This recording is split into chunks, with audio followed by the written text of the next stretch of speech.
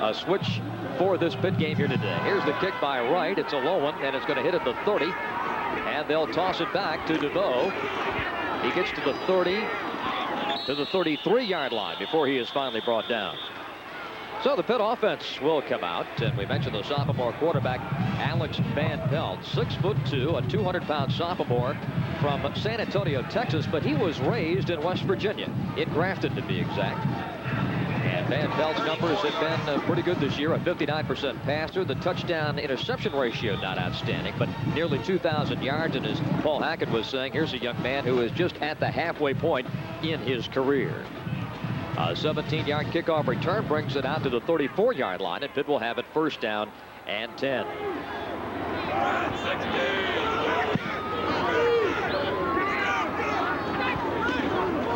And the toss goes to Kervin Richards. And Kervin to the 45 to the 48-yard line. And that certainly points out what you were talking about, Dave Jennings. When you've got a guy who can run the football with the speed and the agility that a healthy Kervin Richards can give this Pitt team, it makes all the difference in the world. The rest of the starting backs, Lance Markle getting the start at the fullback spot. Truitt, Dickerson, and Seaman are the receivers. The offensive line is anchored by Jeff Christie at that right guard spot, along with Sestilli at center and Gorojewski at the left guard spot. A 15-yard gain for Kervin Richards on the first snap of the game. And Pitt has moved the ball out to their own 49-yard line. They'll split the backs. And Van Pelt going up top. He's going deep over the middle and overshoots his intended receiver at the 15-yard line. Olanda Truitt was the intended receiver. And he was double covered by both Mobley and Denton, so they're playing that long pass right there. You see, first play, they go with a run, works well. Now they come back with a pass, and if you can run, it just does wonders for your passing game. Here's a look at the Temple defensive starters with Constantanos at the nose guard, Kenyatta Rush, an outstanding defensive tackle. The backers led by Santos Stevens, the #1 tackler on this Temple team. And in the secondary today, a couple of changes. A true freshman, Kyle Glassberg, gets the start at the right cornerback spot. Second and 10, and the handoff to Richards. Into Temple territory at the 46-yard line before he is gang tackled. Inside linebacker Tim Hall, along with Santos Stevens, number 54, getting off the bottom of the pile. Again, the counteraction to the right side. Now, Temple's come out with a 4-man line. They brought in James Harris, so the first 3 plays, 4-man line, which they're expecting a running game here. Richards, coming out of the game now, has carried the ball twice and has picked up 20 yards and seems to be running the ball pretty well. He has played in only 6 of Pitt's 9 games and has started only 4 of those due to that ankle injury. It is third down and 5 from the Temple 46-yard line. Van Pelt looking. And complete to Truitt. And he's going to pick up the Pittsburgh first down at the 33-yard line of Temple. Interesting, they brought in 2 tight ends. Their best catching tight end is Dave Moore, but he stayed in to protect the quarterback, and just a good pattern, a nice throw, first down. And they went right to work on the freshman, Glasper, at the corner. Truitt is a sophomore from Birmingham, picks up 12 yards on that reception. He's averaging nearly 18 yards per catch this year. First and 10. Pitt moving the ball on the initial drive of the game. We've played 2 minutes. No score. Richards finds a hole to the 27-yard line. Good heads-up running by Kervin Richards. You know, one thing about Pitt, we've talked about their injuries, don't have a lot of depth there at the running back position, but this has to please Coach Hackett, this running game here, just a blast up the middle, because in their last 4 losses, they've only averaged 88 yards on the ground. We say it so often, Dave, it almost sounds like a cliche, but you have to run the football no matter how great a passing offense you have. Second and 4.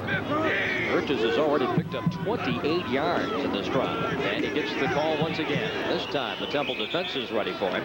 At the 26, Tim Hall brought him down. Time Pitt coming out with a 3 wide receiver look. Temple goes to the 3-down lineman. They bring Angeli back up, and Tim Hull, a third leading tackler, comes in, and we got a player down for Temple. And that looks to be Tim Hall, the inside linebacker. And And an official's timeout has been called at 12:06 of the first quarter. Keep an eye on their second tight end, Dave Moore. He's a left tight end. The handoff comes to DeVoe. 20 to the 18. 1st and 10, Pittsburgh. Aaron Denton and Santos Stevens with the tackle for Temple, but not nearly in time to prevent the first down. Keep an eye on number 80, Orlando Truitt. He is their leading receiver, but here a nice block coming in on the safety, Mark Ellis, and that springs open the hole. An 8-yard pickup for the junior from Florida. That's Pitt a first down, the team's leader in rushing touchdowns. He moves the football to the Temple 18, 1st and 10. No score, first period, 11:30 remaining. The toss, Richards. And out of bounds at the 6. Boy, a nice piece of running by Kervin Richards. Mark Ellis took him out of bounds. And we talked about Dave Moore, the tight end who catches the ball. The other tight end, number 86, lined up on the right side. He's going to take out Greg Liberty, number 8. And you'll see him. It's a pancake block. Look, here it is right there. Just moving him, moving him, moving him. That's how you help running the game. The running game, just keep blocking those guys. And I tell you, Pitt's got to be pleased so far. They're already down the 6-yard line, mostly running the ball. This is the 9th play of the drive, and you see Richards moving into second place in the Pitt rushing list. 5 carries, 40 yards so far. It's a handoff to the fullback. Close. They mark him down at the 1-yard line. Lance Markle, the junior from York, Pennsylvania, who transferred here from James Madison University in Virginia. He is the man who walked onto this Pitt football team after a stellar wrestling career. He was an NCAA qualifier 2 years ago and was 1 victory away from gaining All-America status in wrestling. He nearly took it into the end zone. 2nd down at goal from the 1-yard line.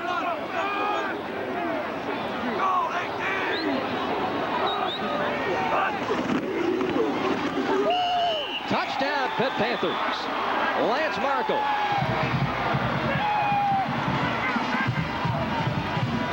When you get down to the end zone, you bring in your big people, your 2 tight ends. It's basically move the pile. Whoever can get the line of scrimmage is going to win the battle.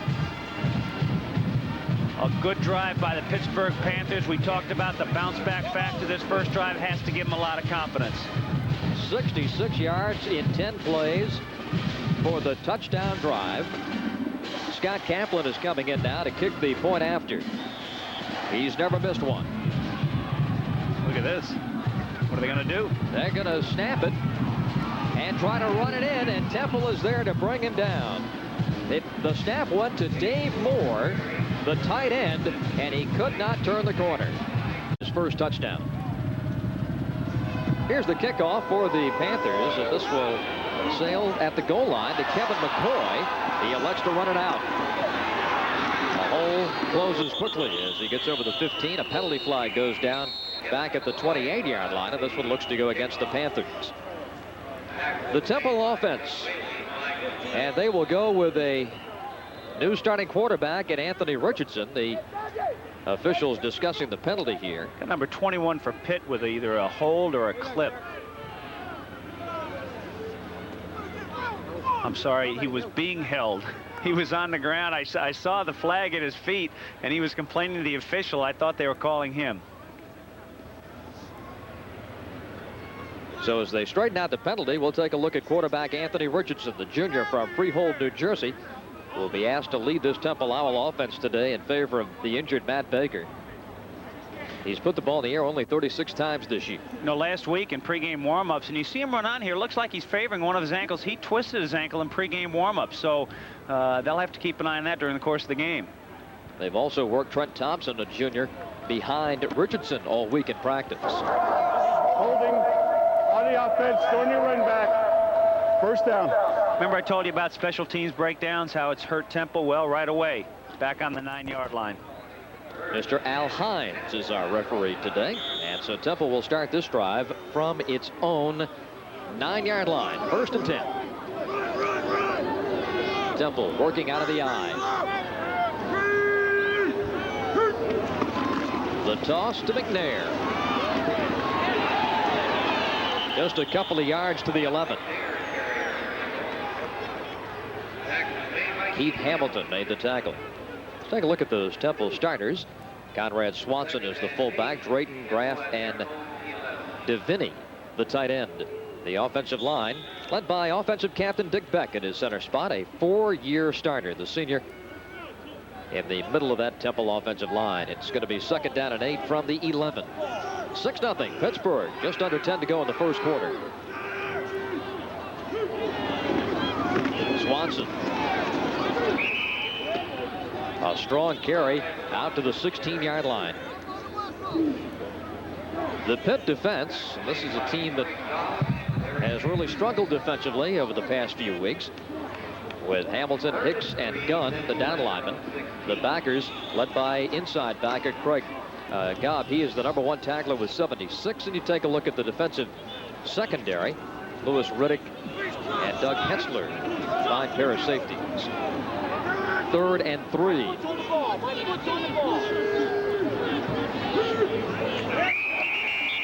And it looked like the right tackle jumped for Temple. And a penalty flag goes down. Marcus Gibbs, a senior, number 77, who got the start today ahead of Eric Warren. Top of the screen there, he moves, jumping the count. And takes a couple. He takes a shot to the neck and gives one back. So Gibbs penalized. You know, I could never understand why players, when they would get into any kind of confrontation, would punch each other in the helmet.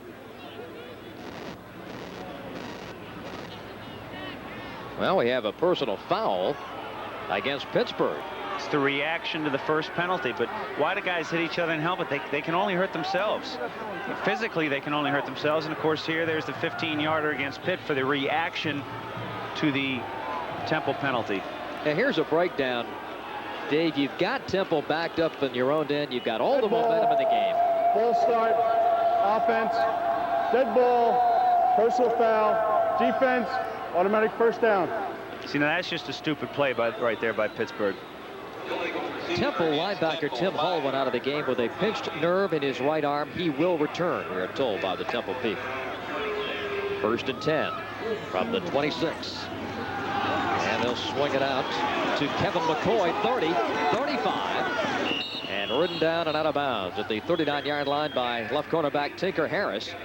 But a big pickup for the Owls. A 1st and 10 for Temple at their own 39. Put a couple receivers down here at the bottom of the screen, so he just comes back and throws the quick shot. Now look at how much room there is to work. When you put a lot of receivers over here and then drop a guy back, in this case McCoy, he's got room to work.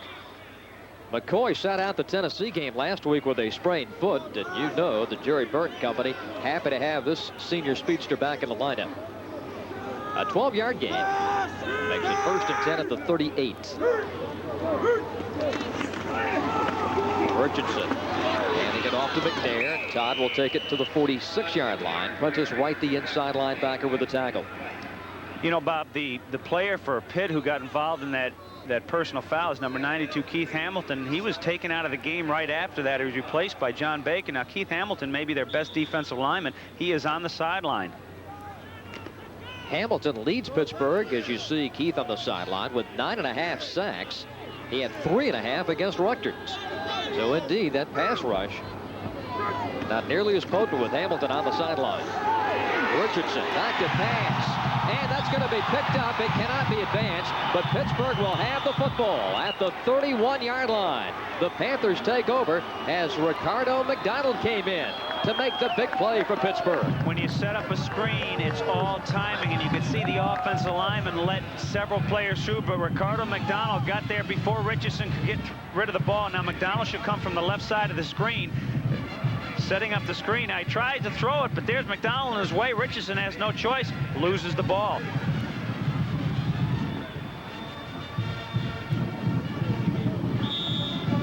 First down and 10 for the Pitt Panthers at the 31-yard line, and Pittsburgh leading 6-0. 7:56 left in the first quarter, and Pittsburgh with a strong opening quarter.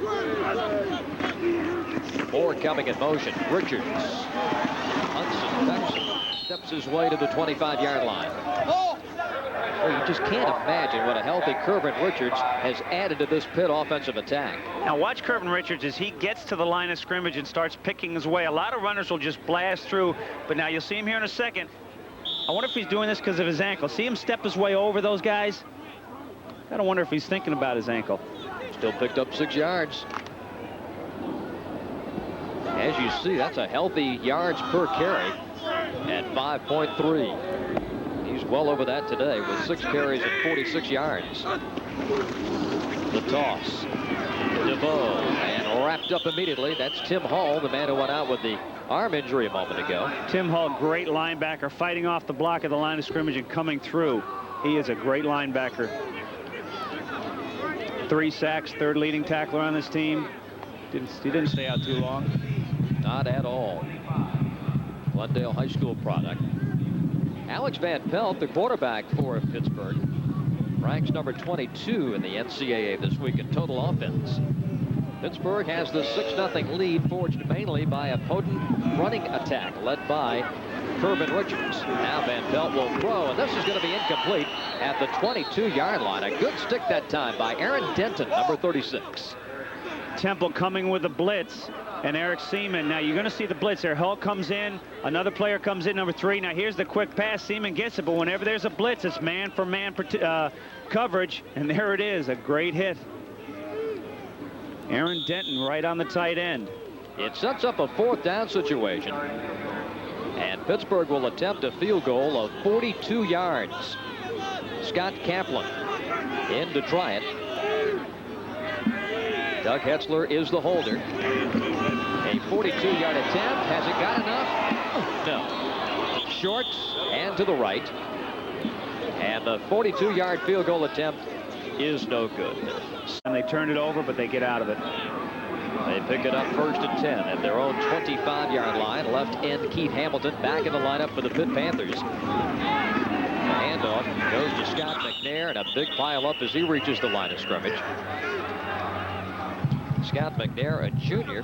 And we're talking about Richards' yards per carry. Well, Scott McNair right up there too. He averages 5.2 per carry. 2nd leading ball carrier on the club behind Leon Brown, who did not get the starting nod today. 6 minutes remaining in the first quarter rather. 6-0, Pittsburgh leading. And it's going to be 2nd down and 9 at the 26.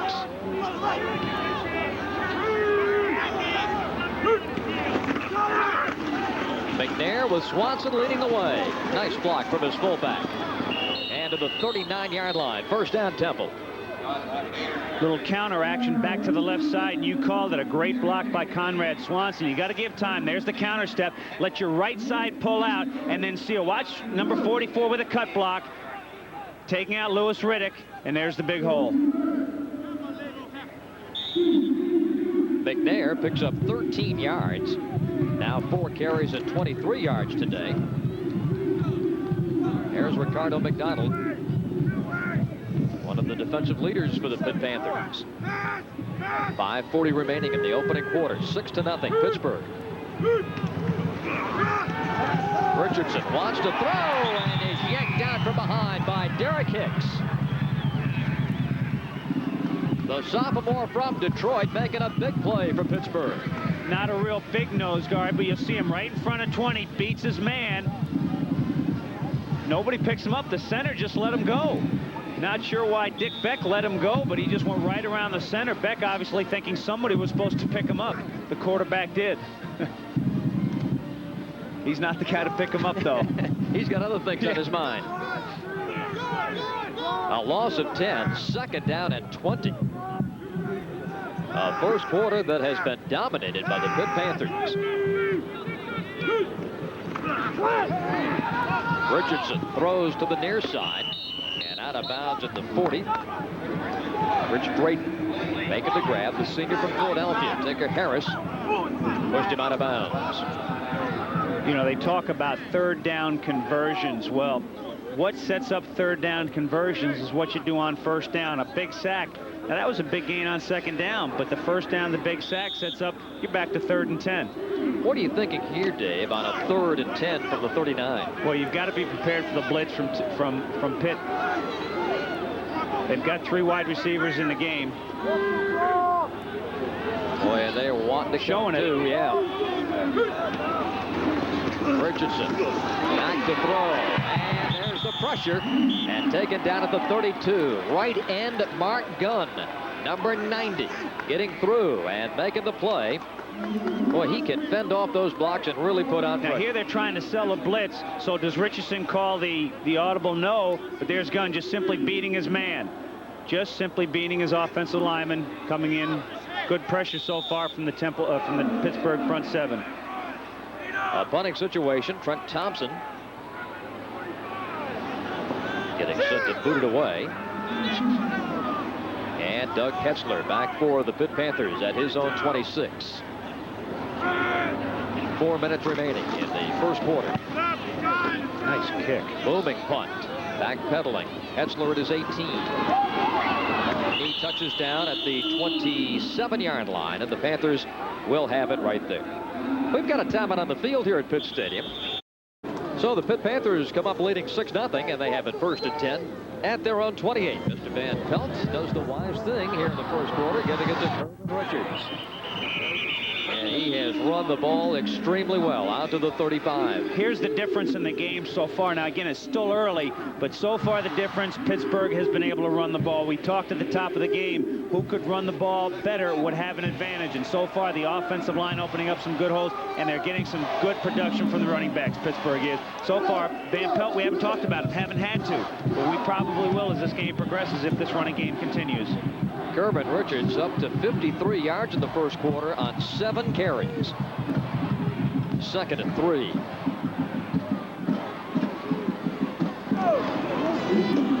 Richards jammed up in the middle, twists his way close to a first down at the 38. I tell you, one thing about an inside linebacker, he's got to stuff the run up the middle. Santos Stevens, number 54, just stopped him. You'll see him come from the left side of your screen because Kervin's going to stop right here. Bang! Because Santos Stevens is stood up as blocker, but Kervin he just react to the outside, but not a big gain. Good play by the inside backer, number 54, Santos Stevens.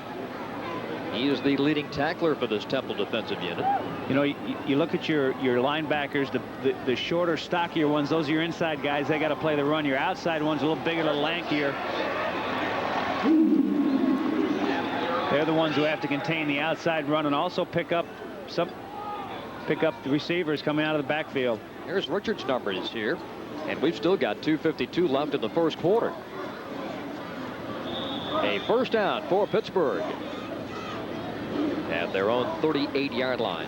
Last week, the Pitt offense shut out for the first time in 5 years down at Miami, losing 45-0. They have been a confident and controlling, dominating team offensively in the first quarter. Van Pelt over the middle, and it's complete to the Temple 42-yard line. And a nice reception, and injured on the play, Eric Seaman, as he took a shot. He took some shot, but what a great job holding on to the ball. You can see him. He's holding his left thigh. He'll be on the left side of your screen. Here's the little play action, which freezes the inside backers. Now they've got to react back, but the tight end, Eric Seaman, coming down. Now watch this hit. Good concentration. Bang. Excellent concentration. I don't think it's his thigh he's worrying about. He just took a shot to the chest. But what great concentration. Only caught 12 balls coming into this game. Dave Moore, as we talked about, is the tight end who does make the catches. He's still down. Eric Seaman shaking up on the play, and we've got a timeout on the field. 2:31 left in the opening quarter. It is Pittsburgh 6 and Temple nothing. And each team. The Pitt Panthers come up 1st and 10 at their own, at the Temple 42-yard line. After the magnificent grab by Seaman, Van Pelt will swing it to Richards at the 40, 30, to the 25-yard line. Kervin Richards. Boy, he's been doing it all. Much like a run right here, just dropping back to throw it over the defensive end. Now keep an eye on number 98, Greg Angeli. He's the outside linebacker. He's got to contain that, but great blocking downfield. Angeli doesn't get it, so there's no contain out here. You see Mobley go down. It's just like a run, though. That's not really, that's more like a run than a pass, but a great run at that. I don't know whether Kervin was sticking up his hands for a possible forearm or waving goodbye as he turned the corner. As you take a look at the Pittsburgh success Look at the yardage that they're getting on first downs. Nearly 9 yards a clip. Sets up those easy third down conversions if they get any. First and 10 at the Temple 25. Wing to the right. Burgess will run behind the 2 tight ends. Gets a yard down to the 24. Hull making the tackle. 6-0. Pitt leading. A touchdown coming and a 1-yard run by Lance Markle. Now what Pittsburgh has done a couple of times, they put Moore and Seaman, the 2 tight ends, on the same side, putting Moore as a wing. What they like to do when they get their passing game going is they will put Moore behind Seaman. They'll kind of lose him in there and throw it to him. Here's Matt Baker, the Temple quarterback, not even dressed for today's game. Injured that ankle in the second half last week at Tennessee. And you might say the Temple offense has struggled without him, but boy, they haven't had the football. Here's Van Pelt going back to pass to the Panthers. He will throw it. It's complete to the 23-yard line. Dave Moore makes the grab. David Thomas coming up to make the hit. Key on that play, excellent protection. Now Moore initially stayed in the block. There he is, but he sees Van Pelt having some problems, so he rolls out. And Dave Moore, who is the second leading receiver on this team, makes the catch. He's caught the ball 29 times now this season. That's the most receptions for a Pittsburgh tight end since John Brown back in 1981. A pair of talented tight ends for this Pitt team with Seaman and Moore in receiving the football. Just talked about third down plays. They finally have one now. And a healthy one, too. 3rd and 8. To the end zone. Intercepted. Picked off by Tony Schmitz. And he advances the return out to the 25-yard line. Just a very poor decision by Van Pelt, as well as a bad throw as they're going at it now on the sideline. Easy, fellas. These 2 teams, as you see Paul Hackett trying to clear it up, and this gets nastier the longer it goes. Not a whole lot of love lost between these 2 teams, and Jerry Burt trying to get his players back on the sideline. Wow, I haven't seen one like this. Look at it. I have never seen one like this. And I'm telling you, the flash point was about a half a second. Schmitz made the interception, was taken down at the 25-yard line, and something sparked it, and both benches empty.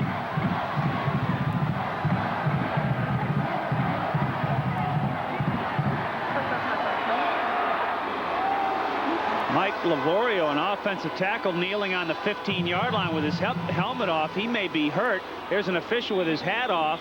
But on the 15-yard line, Livorio, the left tackle, number 76, kneeling. Now he's up and walking off. So there he is. Look at the eye. Livorio, the sophomore left tackle.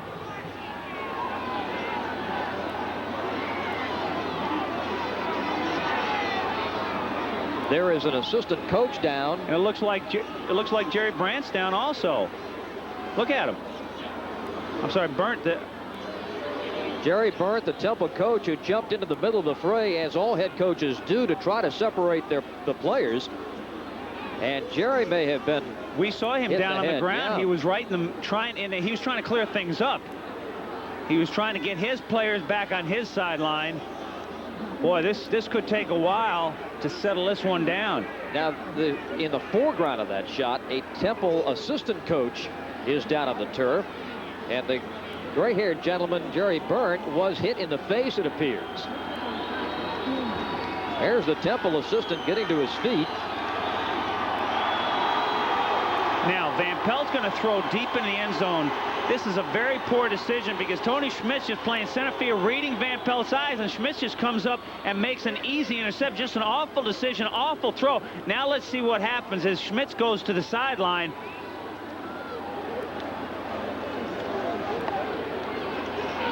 Maybe they're saying that was a late hit, even though it wasn't a hit because he was missed actually by the second player. I think something happened after that when Schmitz was getting to his feet. We did not see it at the end of the replay.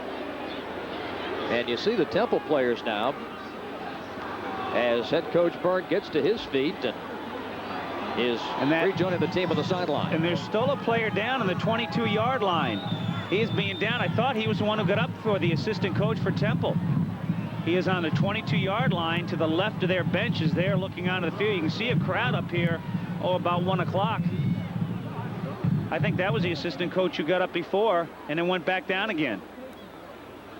Oh, my, this is some kind of action. 9 seconds remaining in the first quarter. 6-0 is the score of Pittsburgh. But, boy, the focus of attention in this game has shifted dramatically.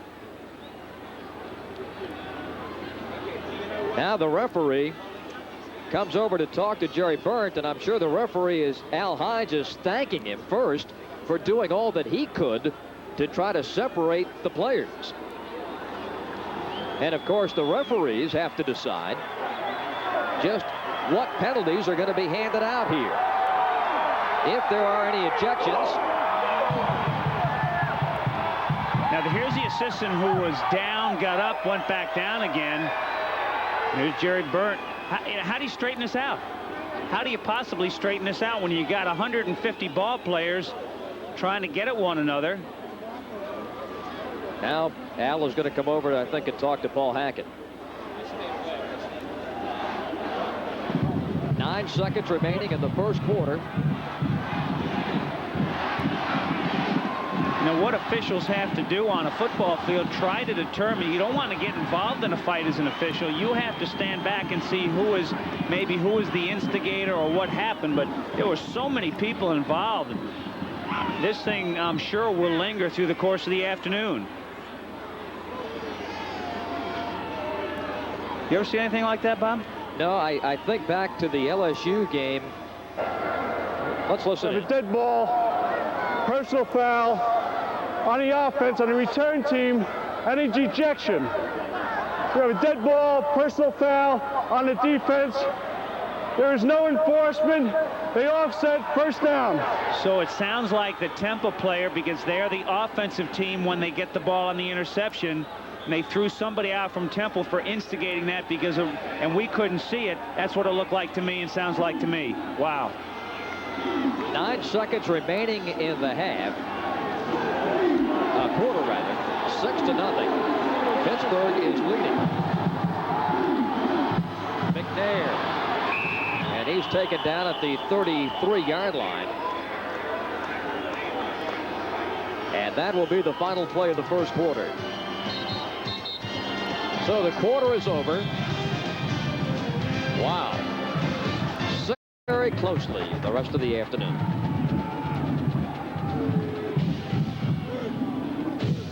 Temple football, and an inside handoff to Swanson over the 35 to the 39, 40-yard line. When we look at the first quarter statistics, certainly the Temple rushing yardage jumps out at you, but keep in mind they had 3 sacks. That minus yardage goes against the ground game. But Pittsburgh controlling it 9 minutes and 37 seconds in that first period. To the 41-yard line, first and 10 Temple. They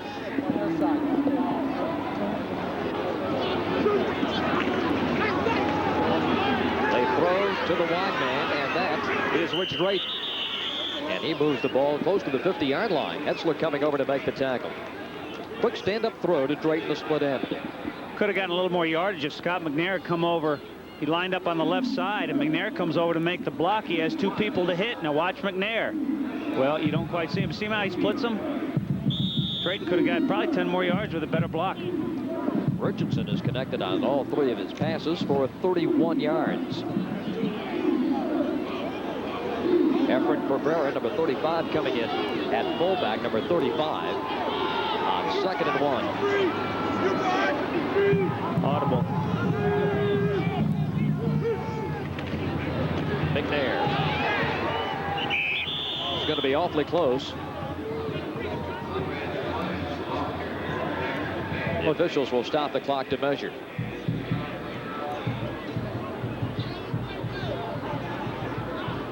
Now they say first down.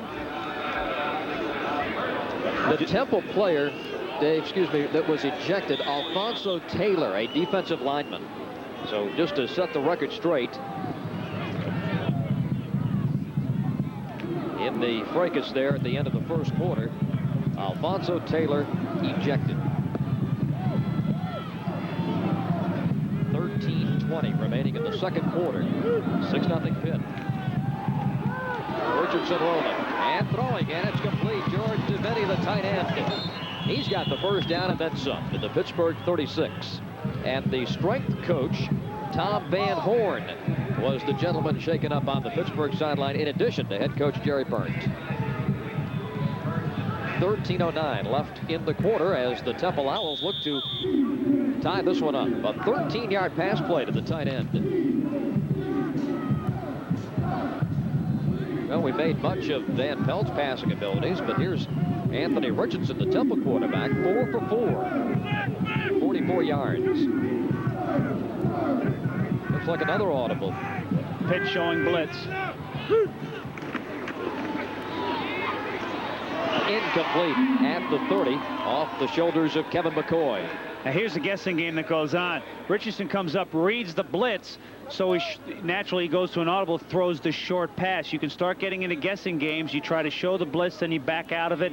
If you can get him to call the audible, you know it's going to be a short pass. You bring your defensive backs up. Pass should have been caught. Pittsburgh gets such a tremendous pass rush with Hamilton and Gunn. Hamilton 9.5 sacks. 2nd and 10 from the 36. There's still rubber bands out there.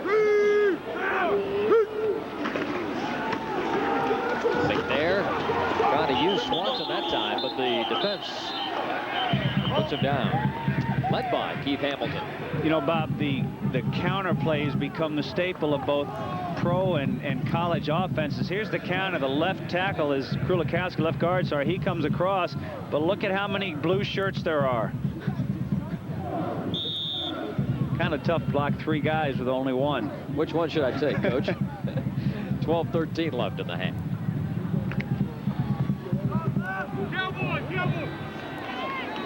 Same formation 3 times in a row.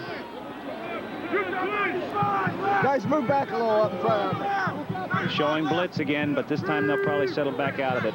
Stepping in, number 7, Prentice Wright, the linebacker. The big heave down the sideline and way over the head of Drayton. Double coverage on the sideline pattern. Again, showing the blitz, but then dropping out of it. It will be 4th down. Let's take another look. See, here comes the help from the safety, but again, the pass just overthrown long. Nobody's covered. The player up on top of the screen. Now there's nobody to return the kick. All right, now they've got it set. Pitt's got it straightened out. You saw Hetzler come up because he saw the left split end up at the top of the screen was not covered. But then Tinker Harris went out to cover him late. Trent Thompson with the punt. Moves this one to the end zone. And a touchback. A 36-yard punt. 16 on the net. Only a net of 16. 11:41 remaining here in the second quarter. Mike Livorio, the starting left tackle for Pitt, one of the young men we showed you in that break, has had the cut under his eye. Obviously okay, back in the game now as Pitt has it 1st and 10 from its own 20. Van Pelt will give to his fullback. And a rush for a couple of yards. There's a lot of white shirts jumping on the back of Lance Markle. Talked at the top of the show how the importance of the running game. Pitt coming out with a lot of 2 tight ends and just hammering the ball. We saw the first quarter statistics. A lot of good running for the Pittsburgh Panthers. And on a day like today, one thing we've seen 1 turnover. Well, actually seen 2 turnovers, but only 1 fumble.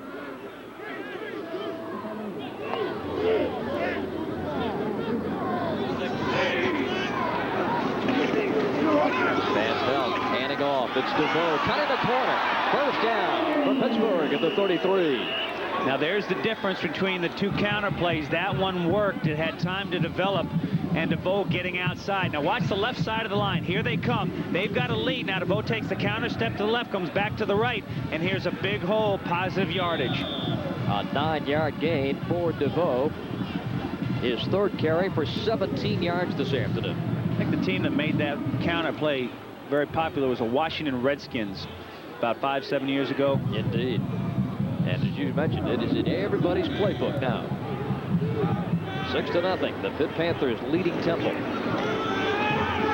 Richards, nothing up the middle, gets to the outside. A penalty flag goes down, and Richards out of bounds over the 40-yard line at about the 41, pushed out by Crispina. I tell you, we've seen the inside backers and the nose tackle stop the inside running game. That time, Constantino's number 87, the nose tackle. And again, you're going to see Richards run right in here, but there's Constantino's number 87. So Richards comes the outside. You saw the flag for the holding. They'll bring it back 10. You know, as a running back, you take the ball up the middle. Holding, offense, a 10-yard penalty. Repeat first down. You know, when you run those plays in practice, those holes are always there. Here in a game, Kervin Richards, as he's gone over 3,000 yards, the third one to do it in Pitt history, but runs right up the middle, runs right in the back of his center, but he adjusts. Talking about Richards, he joins some pretty select company, and Tony Dorsett and Craig Hayward as 3,000-yard rushers here at Pitt. You can tell he is still favoring that left ankle. First and 21. Richards brings it back, getting some of the penalty yardage back. Santos Stevens, the inside linebacker. Well, you always wonder, what is the deciding factor on young men deciding on what school they'll attend? For Kervin Richards, it was a hot dog. He came to Pitt Stadium for his visit, watched a game here, had a hot dog at the stadium. It was the best he's ever had. We ought to send out for some. We should. Send out for some hot dogs. Halftime's coming. Hey, fellas. 9:50 remaining. Second quarter, 6-0 Pittsburgh. Split backs now, and again it's Richards. A little bit of a convoy to the outside over the 35 to the 38, but another penalty flag on the play. Ron Bruce, the cornerback, credited with the tackle. Could have Gorjeski, number 77, for holding. Gorjeski is the left guard. Now, all the defensive linemen have shifted over to the left side. Now, keep an eye on Gorjeski, 77, pulling on the counter. Or it could be right there. Could be the tight end Seaman. Regardless, they've sent him back. Second holding call on this drive. David, seemed that after the missed field goal, Pittsburgh's momentum was Holding lost. on the offense. Repeat second down. I think Temple's a little fired up, too, because of that fight. They're a little fired up. Paul Hackett's club leading 6-0. They took the opening drive of the game, marched 66 yards to score. You know, what do you call on 2nd and 25? It's not in your game plan. You know, you always goal line, 3rd and short, 3rd and long, 2nd long. 2nd and 25. Hackett's been at Dallas. They used to run the draws and screens a lot.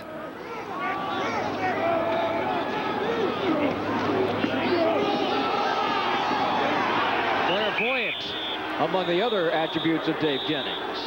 David Thomas with the tackle. Well, as a player with the Giants, I used to go down to Dallas. We'd play the Cowboys a lot, and you'd see them running those draws and screens forever, and they always seemed to work. Middle screens right and left. You knew they were coming, but it didn't seem like you'd do anything about them. Now, that time, Temple, they had only 3 guys up front. They were going to drop 8, but they stayed at home, and they saw the draw. But the game's now 3rd and 23. Now you're getting back into your game plan. 2nd and 25, no.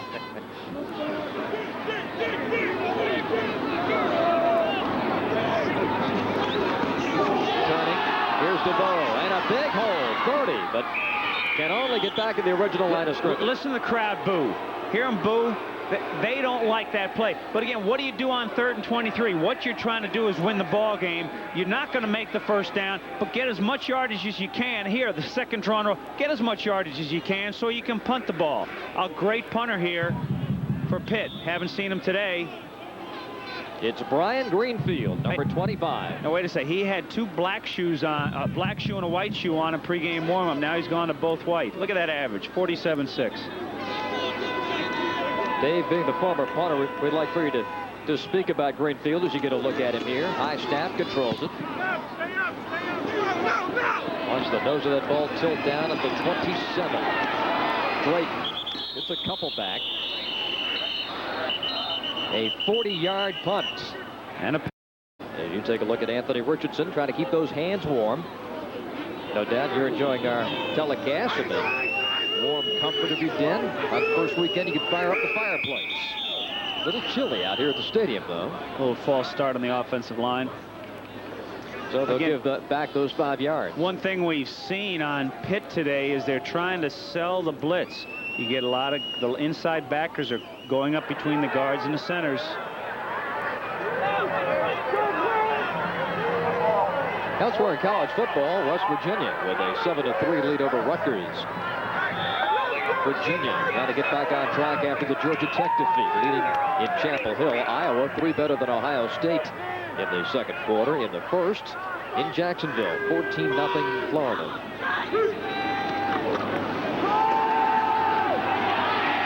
Richardson will throw it deep.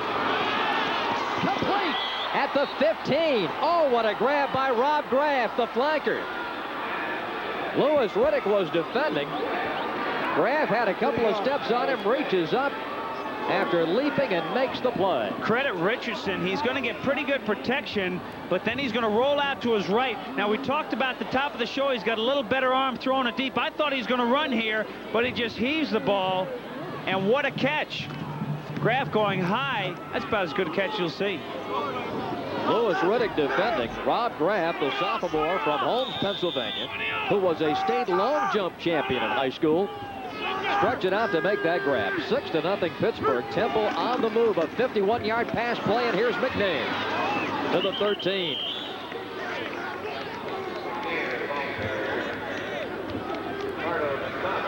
Right outside linebacker Ricardo McDonald coming over to make the tackle, but not before McNair picked up 3 yards to turn it into a 2nd down and 7. It seems, Dave, that Temple has seized the momentum in this game. I don't know if maybe that fight turned them on a little bit. They got upset.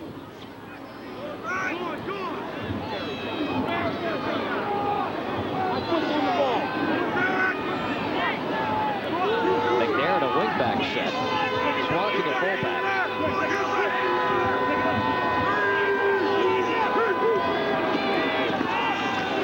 Near side, Drayton. He's got it at the 9-yard line. Washington covering.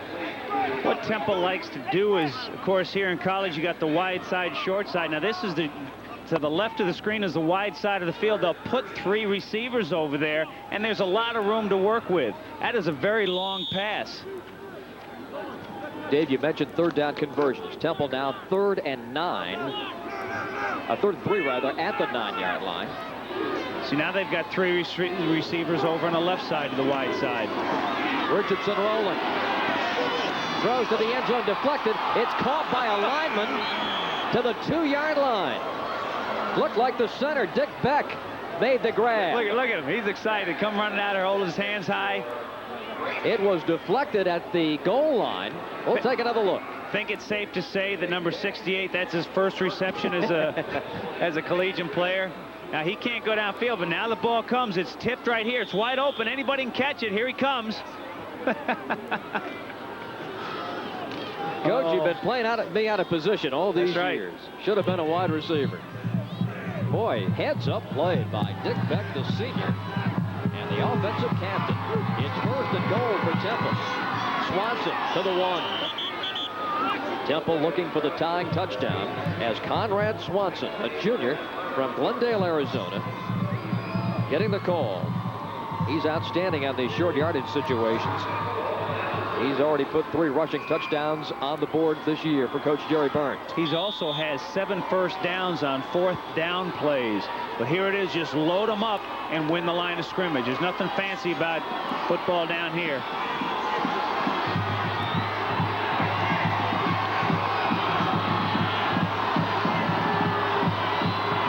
Two fullbacks, they drop the ball. No indication yet. The officials will look at the pile. A crucial turnover if it indeed goes against Temple, but now they're saying 3rd down, so it is Temple on the recovery. Temple already having 1 turnover as Richardson losing the ball. Here it appeared as though he pulled out a little quickly, never had a handle on the ball.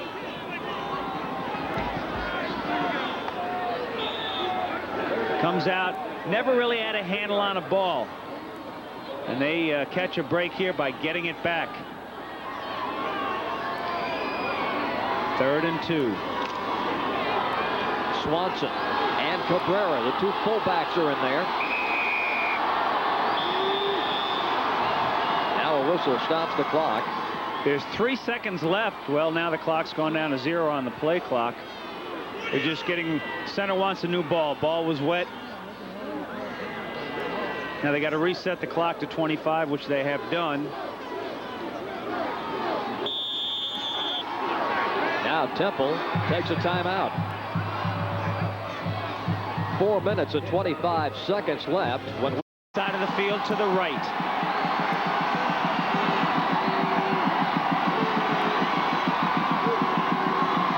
Swanson, he did not get in. It will be 4th down. Well, what a hit by Charles Williams.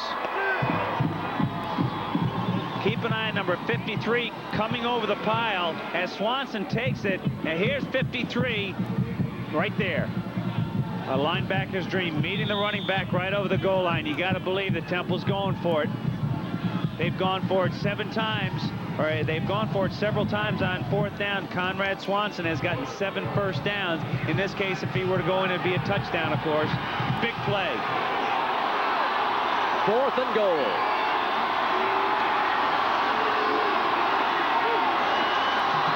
Swanson on the toss. He's in for the touchdown.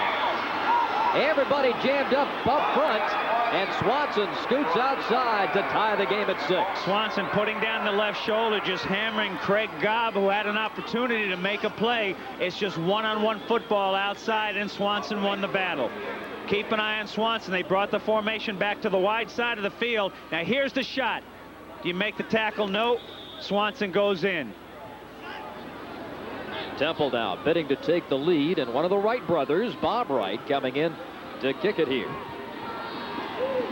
Bob and his older brother Bill have kicked placements for Temple for the past 7 years, and this one fractures the deadlock and puts Temple in front. And Wright to kick it off. Pops this one up to the 27, and we've got... They called for a fair catch. He raised his hand. It wasn't a very significant signal, but it was nevertheless a fair catch signal, which you can do on kickoffs. Here's a look at that Temple scoring drive. 62 yards in 8 plays, capped by the Swanson 4th and goal touchdown run. And that 2-point conversion that Pittsburgh did not make, looming bigger and bigger as the afternoon wears on. 7-6, Temple leading.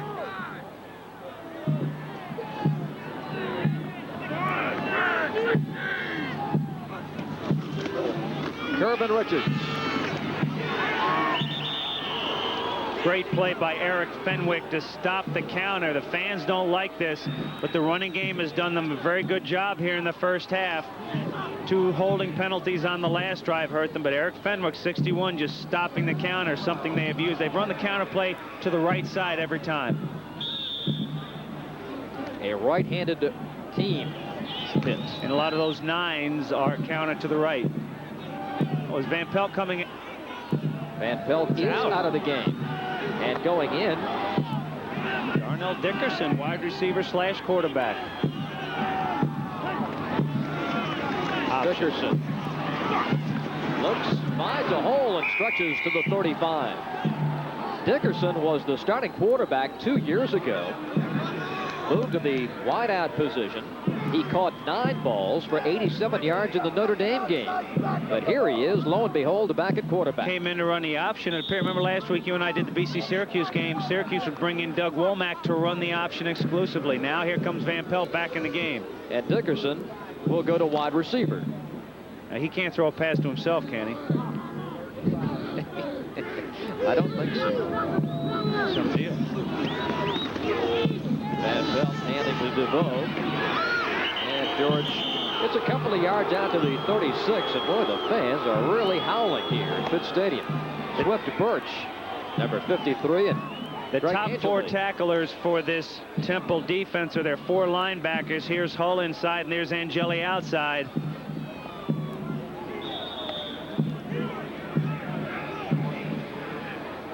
And a Punting situation for Brian Greenfield.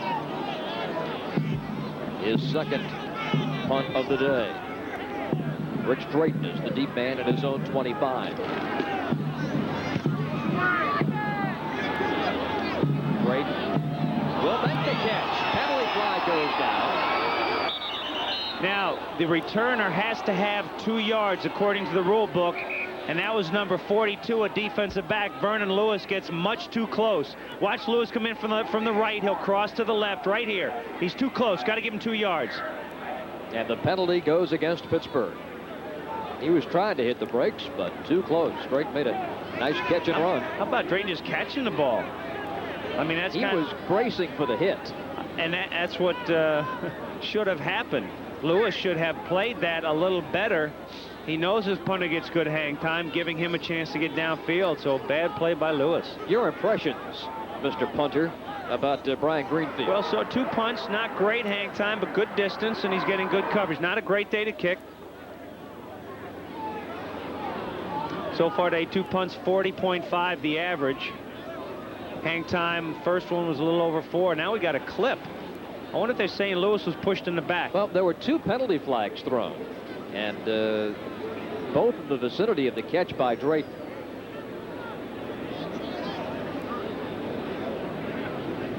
There's a clip on number 34. Yes, number 34 is Rob Shearer, a linebacker. They'll show that one in the officiating clinic. Interference on the kicking team, clip on the receiving team, offset, replay it down. Gonna kick it again. Now I'm surprised they're replaying it because all of that happened after the ball was released.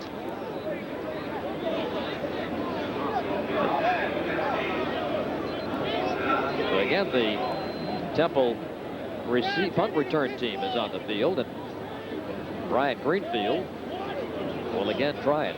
Take another look at Greenfield here, the #1 punter in the NCAA. He had a 61-yarder last week at Miami. And 10 times this year he's been able to place the ball inside the 10. A Pitt record 79-yarder against Boston College. Consistent punter, consistent long distance punter. What are the factors involved when you've got weather conditions like this? A slick football, cold temperatures? Part of it is just catching that ball because it's going to be a little wet coming back, catching the ball, and you got to realize you're not going to average 50 yards a punt on a day like today. But you want to, if you can hit the ball 40, 42 yards, you're doing a great job.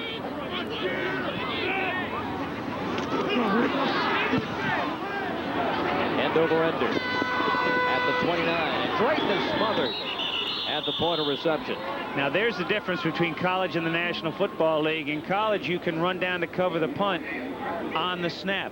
Now, that hang time there was 2.7, which is poor hang time. Only a 35-yard punt, but you can see everybody downfield on the snap.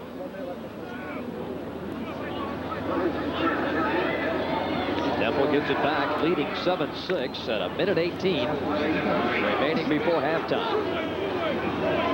Stay with us at the break. We'll bring you up to date with the scores in college football. Also our regular halftime features.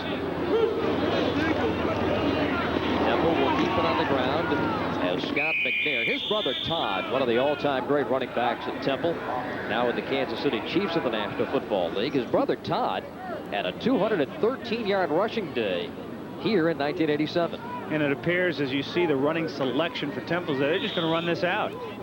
They're just going to run it out there in fair field position, but they're just going to say run it 3 times, take it in with the lead. 50 seconds remaining. Watch him pass it here. Of course. 2nd and 6.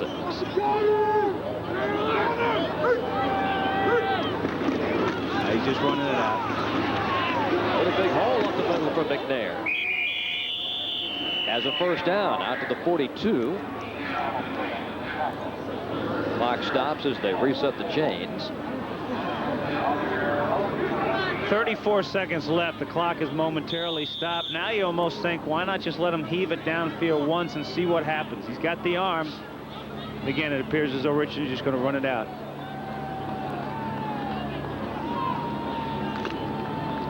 One more snap of the football here for Temple. They've come from behind, leading 7-6.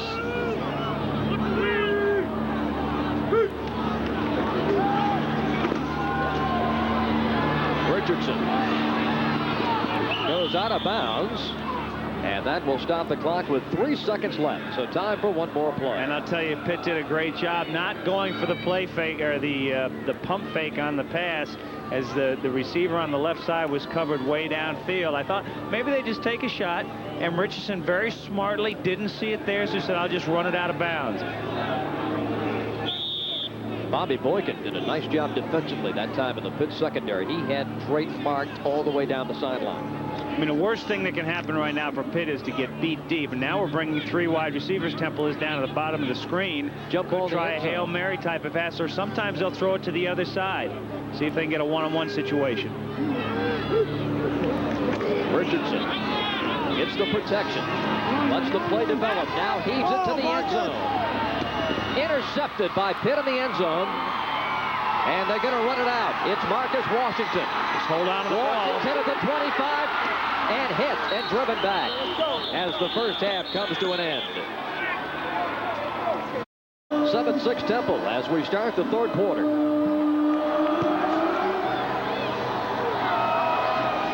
McCoy will bring it out. Tight ropes the sideline and brings it out to the 23-yard line. And a few words being exchanged as Prentice Wright made the tackle. They will mark McCoy out of bounds at the 21-yard line. So 1st and 10, and here comes quarterback Anthony Richardson, who came into the game a 39% passer, hitting on 14 of 26, but today 7 of 10 for 105 yards.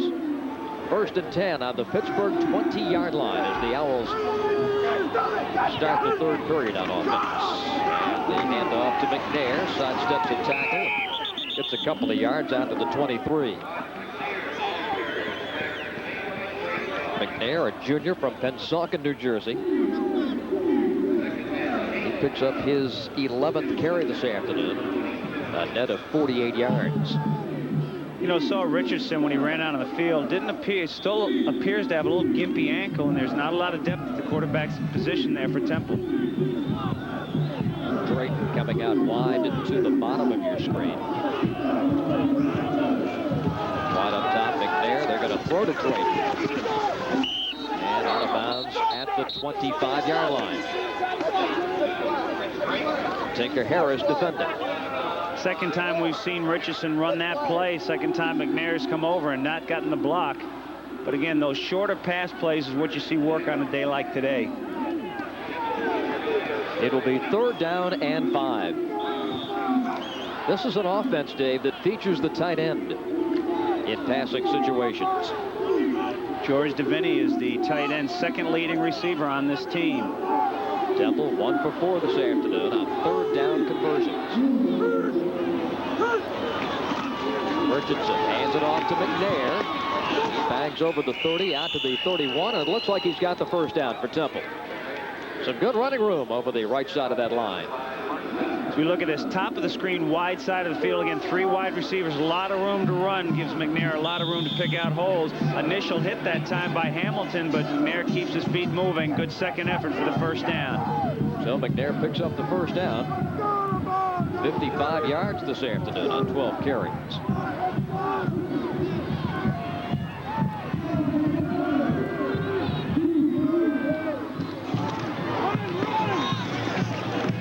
Swanson to the 35. Craig Gobb making the tackle. Keith Snell, number 52, the sophomore outside backer, made his first start at Rutgers earlier this season. Heath also coming in on the play.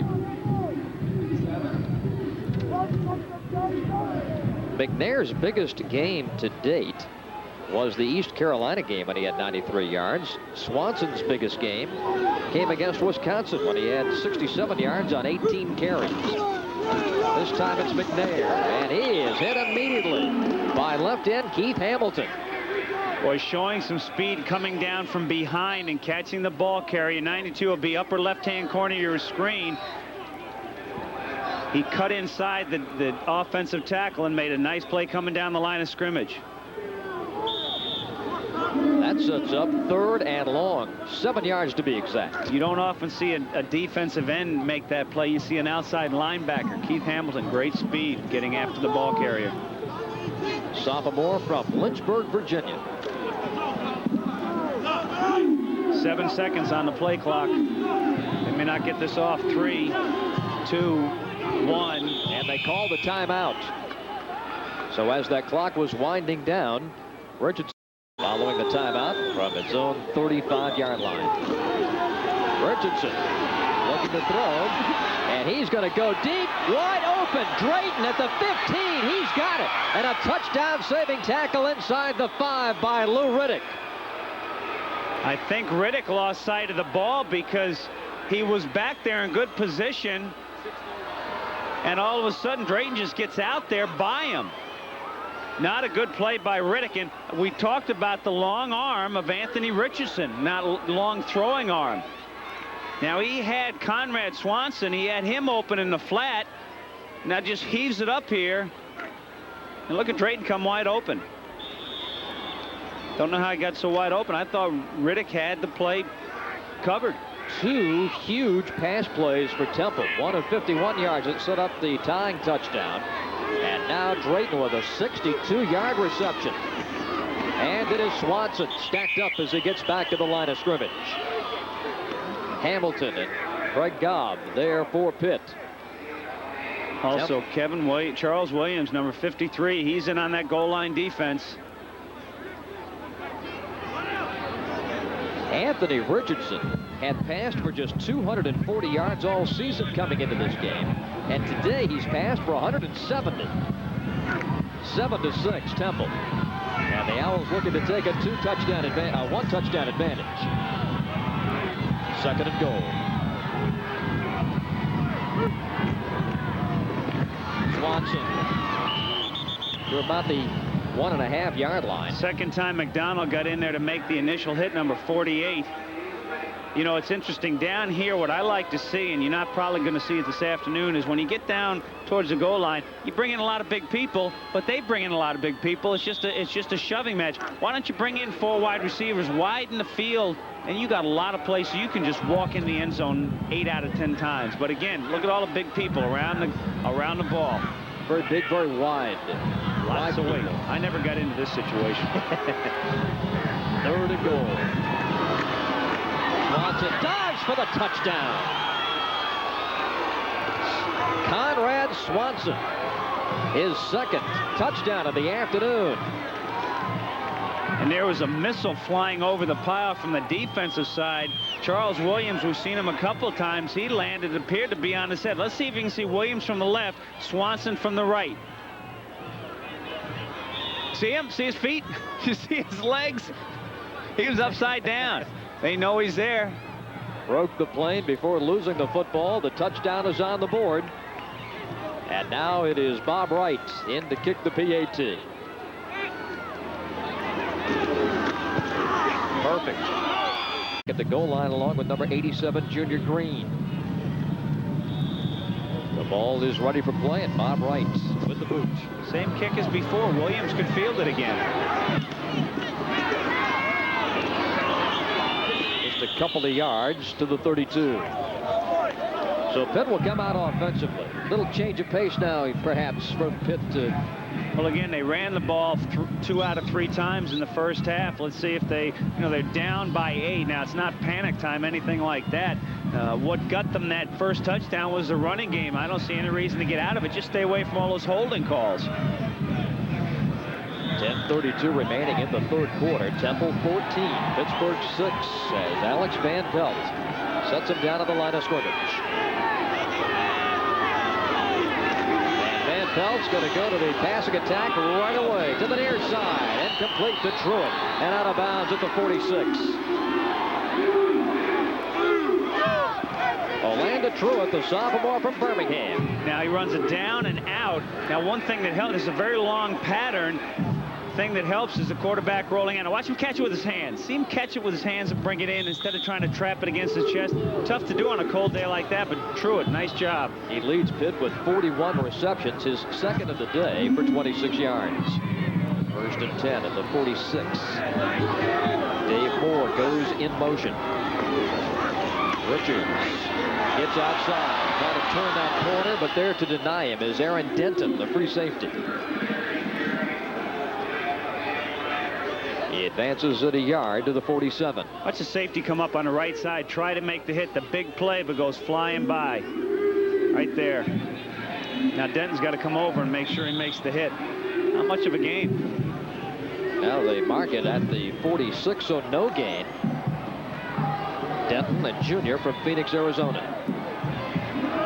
9:50 left in the third. 14-6. Temple leading Pittsburgh. Taking the pitch. And Pelt now fires. And it's complete at the 38-yard line. And making the grab was Darnell Dickerson.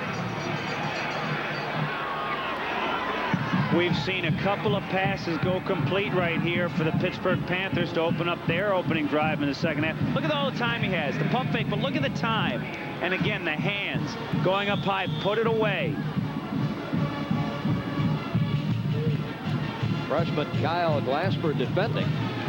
Dickerson with 16 receptions coming in. He had 9 in that one game against #1 Notre Dame.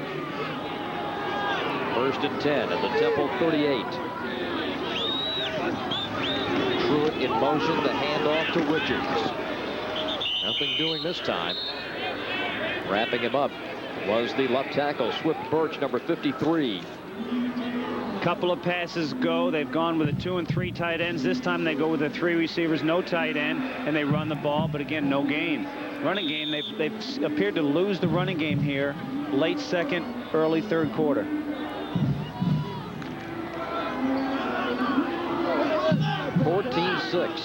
Temple. But Van Pelt, who ranks 22nd in the NCAA in total offense, leading the Panthers down the field. A handoff to the fullback, Markle, and Lance breaks a tackle and moves it into the Temple red zone down to the 28-yard line. Swift Birch catching up with the play. Excellent block by number 60. The right tackle and the right guard do a nice job opening up this hole. Christie and Miller, right side blocks. It'll be 3rd and about a yard for Paul Hackett's Pitt Panthers. Paul has coached under John Robinson, Sam Bertigliano, Bill Walsh, and Tom Landry, bringing that expertise to this Pitt offense. And right now they are starting to move the football here in the third quarter. This time Glenn DeVoe getting the carry over the left side to pick up that first down, and he's got it at the Temple 26. There's a lot of weight out there as they brought in a couple of offensive linemen and made them 2nd and 3rd tight ends. Put 3 running backs in the backfield. Lance Markle, a big one. A lot of weight that time. Move that pile forward, get the first down. You know, they talk about the importance of those first possessions, third quarter. Temple moving the ball down nicely now. Pitt answering back. I wonder if they score a touchdown here, if they'll go for 2. 1st and 10 at the Temple 26. Reverse. Belt, and the reverse to Truitt. 20, 15, 10. Pushed out at the 6. Penalty flag goes down.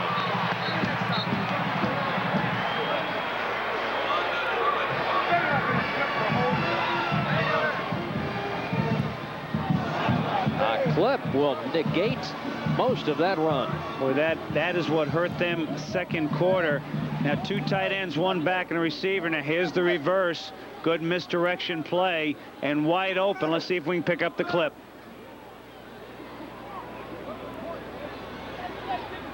Didn't see it. No, it was behind the play. Could have been right there on Mark Ellis. He's pulling out. There, yep. So that will. Clipping, going to run. First down. That'll move the football back to the Temple 22-yard line. A 21-yard pickup. 14-6. Temple leading.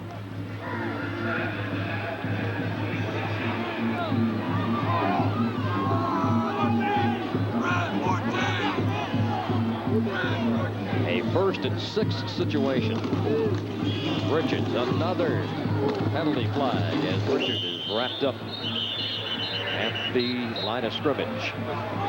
Constantados. He's fired up. Yes, he is. He's into this game. One thing Temple has done, they have stopped the running game. So you saw what Pittsburgh went to, a misdirection, a reverse play to try and cut down on the pursuit. But, of course, the clip sends him back. Constantados had 5 solo tackles in the Pitt game last year at Temple Stadium. He's a 3-year starter. Senior from Calmac, New York.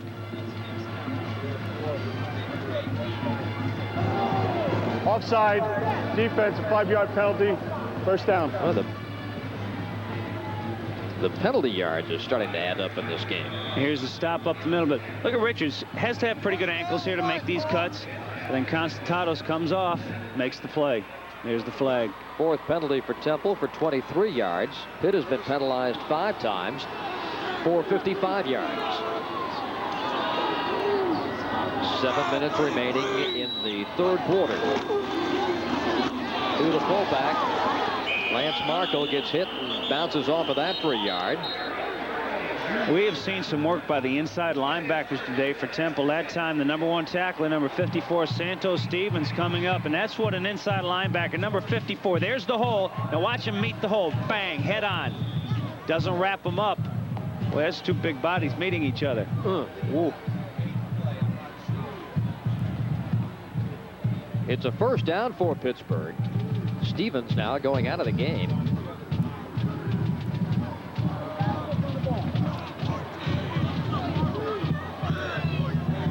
They have put Roman Hale in as his replacement. Richards, that pile moves down to the 10-yard line.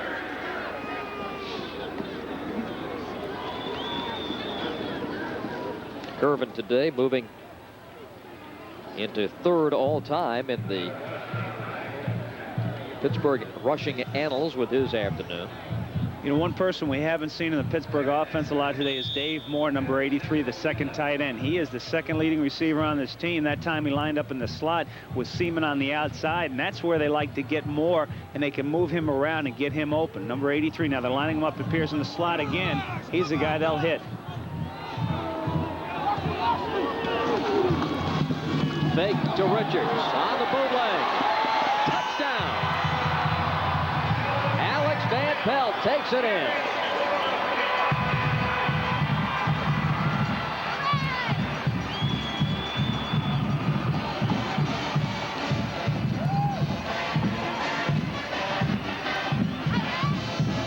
An 11-yard touchdown run for the Pittsburgh quarterback. Pulls the home team within 2 points. A little play action that time, misdirection, and he had Moore in front of him. He could have passed the ball. You'll see Moore come from right to left, leading up, but see the misdirection? He's got everybody confused. The little play action, that's a very well-designed and executed play by the Pittsburgh Panthers. Now let's see what they do here in terms of going for 1 or 2. It is a 2-point differential right now, and they are going to go for 2 points. Looking to tie. 5:36 left in the 3rd quarter.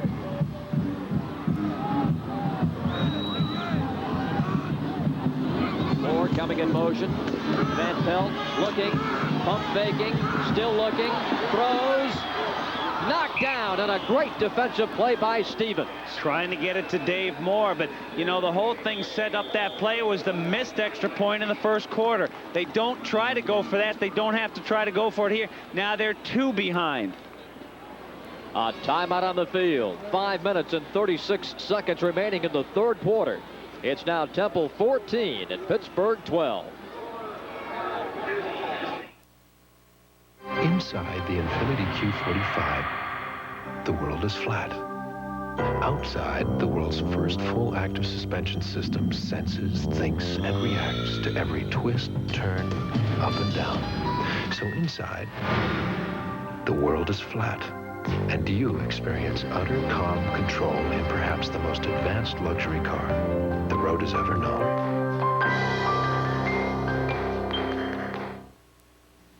They're back and more thrilling than ever. Brian Boitano and Katarina Witt together again in Skating 2, a totally new production for the 90s. Skating 2, featuring 15 world and Olympic ice skating champions Underhill and Martini, Blumberg and Sieber, Vlhova and Vasiliev, and Gary Beacom. Dazzling, exciting, it's all new. Brian Boitano and Katarina Witt and their cast of Olympic champions coming to a city near you. Check your local newspaper for details. One day there was just too much gray. I thought, should I or shouldn't I? I didn't. I was afraid it might look phony. I wanted natural looking color, and I wanted to do it right, with no pouring and mixing. Nobody else could give me what I wanted until Clairol Option Instant for Men. I figured if it's from Clairol, I could trust it. I could. I went from gray to my natural looking color in 5 easy minutes. My hair looks great, feels great. When I look in the mirror, I don't see gray. I see me. Do it right with Option. Also in gradual formula. Temple leading Pittsburgh by 2. And again, here's that extra point attempt. Trying to find more, but they had too many people in the backfield, so defensive backfield, so Van Pelt rolls out, and here's the great play. Now here's the kickoff. And the return, Kevin McCoy. Brings it out over the 20 to the 24-yard line. Excuse me, that was Rich Rayton on the return. So Temple will set up first and 10. We've had 2 drives here in the second half and 2 touchdowns. Here's the Pitt scoring drive, 68 yards and 10 plays with Van Pelt taking it in. 14-12, Temple leading.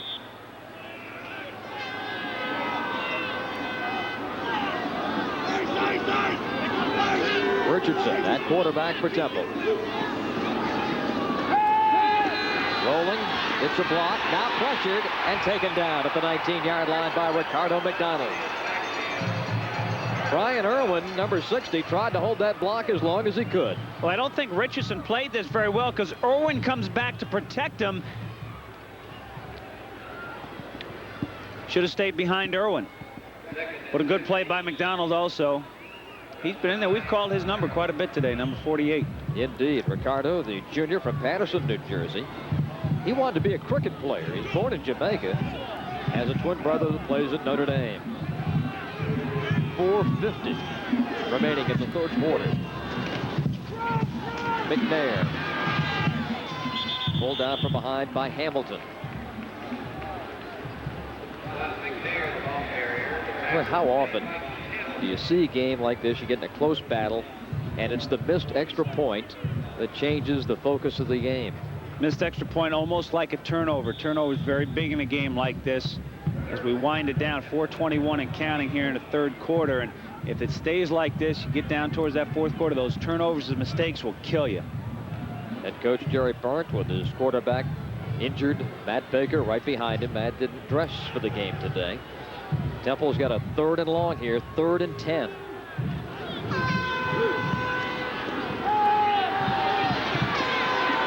Richardson to the sideline, and the catch is made. Tim Hornbaker, number 27, making the grab. But boy, that was delicately close to being out of bounds. We'll check it. Pittsburgh rushing 3, dropping 8 into coverage, giving Richardson plenty of time, rolling and throwing in the same direction. Does he have it? Well, that's about as close as you'll ever see it. Hornbaker, a senior, just his 6th catch of the season. He gets the Temple first down.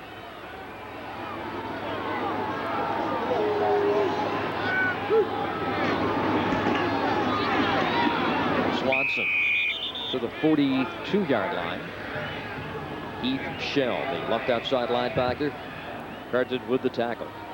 Quick trap up the middle with Irwin pulling from his right guard position to the left side, open up the hole. It's a positive yardage on that first down. We've talked about it today. First down, you can get 5 yards. It really sets up your offense nicely. Swanson has carried the ball 10 times for 28 yards and 2 touchdowns, both on 1-yard runs. 3:20 remaining here in the third quarter. 14-12. Temple leads Pitt. Richardson. And it is going to be McCoy. McCoy at the 45 and into pit territory at the 42-yard line. Doug Hetzler coming over to finally shove him out of bounds. Seen that play about 3 times today. This time Conrad Swanson, number 44, coming over and getting the nice block. There's Swanson. We've seen McNair at that position. McNair's up at the top of the screen, but now the nice block by Swanson right there to open up the hole, and Temple answering back. A 16-yard pickup for Kevin McCoy, who was an all-scholastic standout at Frankfurt High School in Philadelphia.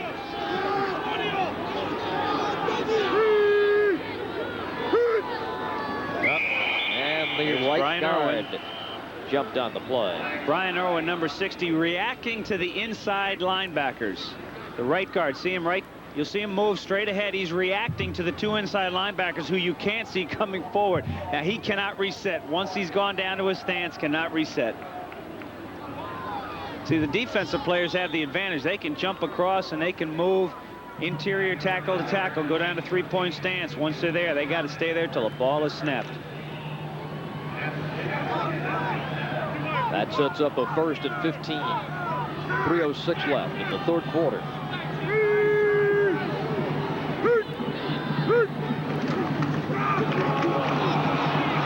There, 40. It's the penalty yardage back and then some. This will set up 2nd down and about 8 yards to go. Good surge up the right side. There's Irwin, number 60, and number 77, Marcus Gibbs. Lead block by Swanson. Now the pile just moves forward. Keep the legs moving. Keep them moving. Positive yardage. Gain of 7, so it gets back the penalty yardage +2. We've seen only 3 drives in this 3rd quarter. Each have lasted about 5 minutes. The first 2 resulting in touchdowns, 1 each side. 14-12. Temple on top. McNair trying to get outside to the left, but he is wrapped up. Doug Hetzler, the free safety, coming over to grab him by the arm and pull him down. Brian Krulikowski, who is the left guard for Temple, doing a nice job. Watch number 66. He's going to push out Prentice Wright at the point of attack. There's Wright. See him being pushed out of the way. Great play as Wright comes in to try and make the play, but Krulikowski doing a job at the left guard. You know, this is a drive here by Temple without the aid of that long 60-yard pass. Anthony Richardson has passed for 198 yards this afternoon. He's hit on 10 out of 14. He had 240 yards passing all season coming into this one, replacing the injured Matt Baker. Time winding down in the 3rd quarter. McNair looking for a hole, but that hole was plugged, and plugged quickly by inside linebacker Prentice Wright. Now there's Prentice Wright. We just spoke about him a few moments ago. Last time Krulikowski got him, but now Wright, who's very active inside, fills a hole. That's what inside linebackers have to do. He just fired up. Close to a 1st down, and the officials will bring the chain gang in to stretch him out, see if Temple's got another 1st down. You know, one thing we've seen differently just in terms of offensive linemen is how tight their uniforms fit, so the defensive lineman can't grab a hold.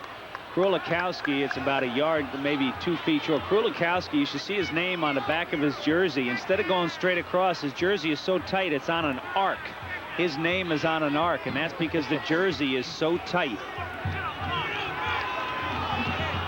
So decision time for Jerry Burt here. What to run on 4th and 1. Again, Swanson is the number they call on 4th down. He is number 44, the fullback.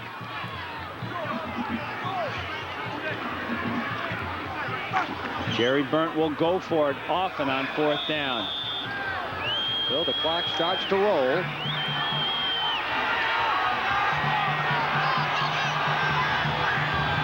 Swanson is the fullback, McNair the tailback. McNair gets the call, tripped up, and Pitt takes over. Boy, initial hit, Ricardo McDonald made the initial hit that slowed him down, and then they got some help from Prentice Wright. That's a great defensive play. Now the second back through. Watch number 48. McDonald makes the initial hit, and then Wright wraps him up. Great penetration by the linebackers. So Pittsburgh gaining some of that momentum back with a defensive stop. 1:11 left in the 3rd. Back after this from your local station. Sure. You think it's easy being a coupon? Well, believe me, it's not all it's cut out to be. Now that Foodland doubles me even on weekly specials, I never get a break. I need a vacation. Somewhere where there's girls. Lots of girls. Come on, I'm expiring here. This week, Foodland presents Mountaintop Pumpkin Pie, 99 cents. Foodland Butter Quarters, that's 99 cents. And U.S. #1 potatoes, you guessed it, 99 cents. And double coupons, too, this week at Foodland. If other credit cards let you charge phone calls, why choose the AT&T Universal Card? Hello? It's perfectly clear. One world, one card.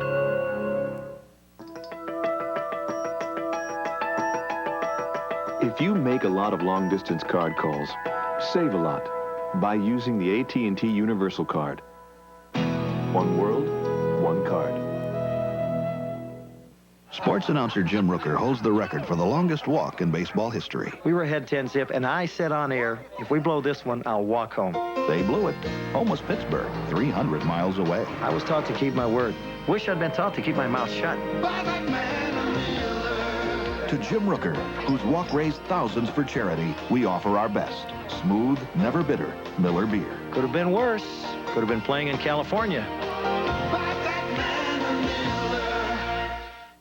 Assistant head coach and defensive coordinator Fred Von Appen talking to his defensive unit after they came up with one of the biggest defensive plays of the game. Well, was he fired up after that play? That could be a turning point in this ball game. 14-12, Temple leading. A minute 11 remaining in the third quarter. The lone setback is Richards, and he gets the call. Nice tackle that time. Linebacker Tim Hull. Tim Hull has been in there on the counter. The counter hasn't worked that well for Pittsburgh the last couple of plays. We got a Temple player down, holding his hand. Appears to be Greg Liberty, number 8. Outside linebacker. Holding his left wrist, left hand.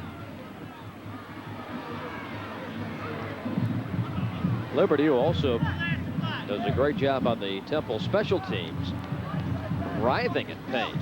Here's down on the carpet. Left wrist, left forearm area. He is the third leading tackler for this Temple defense. You know, you talk about tackling for Temple. There are 4 linebackers, 1, 2, 3, and 4 in leading tacklers. He's still in a lot of pain down there.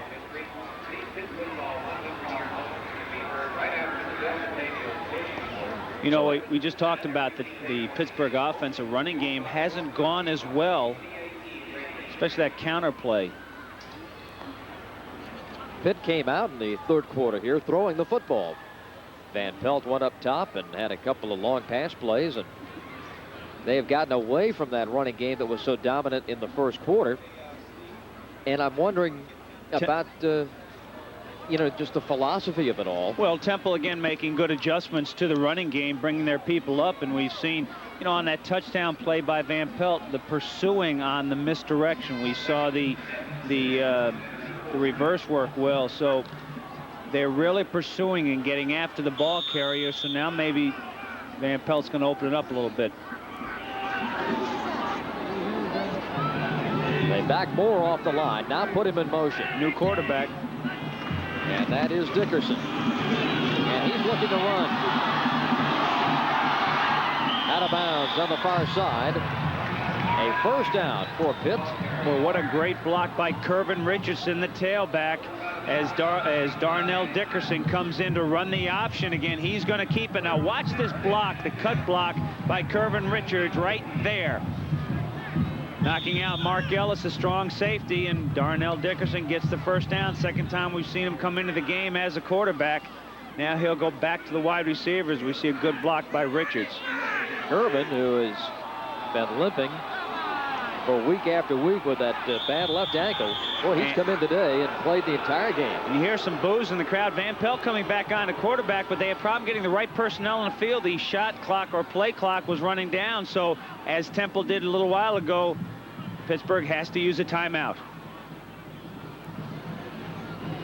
Here's a look at the total yardage in this game. And pretty even. Particularly interesting because look at that first quarter number in favor of Pittsburgh. Pittsburgh doing a good job running the ball, but then Temple making the adjustments because a lot of the running plays that work. Look at this guy. Elsewhere in college football today, West Virginia in the third quarter is leading Rutgers 7-3. Some low scores in the Northeast today. Down in the ACC, Virginia now distancing themselves from North Carolina. Oh yeah, good one going in the Big Ten. Iowa leading Ohio State 17-14. Maryland and Penn State at the half. Penn State on a roll. This is at halftime. Whoa, Georgia Tech struggling with the Hokies. Florida 24 and Georgia 7 at the half. This is a halftime score. Air Force 9-0 over Army. Back of the action here.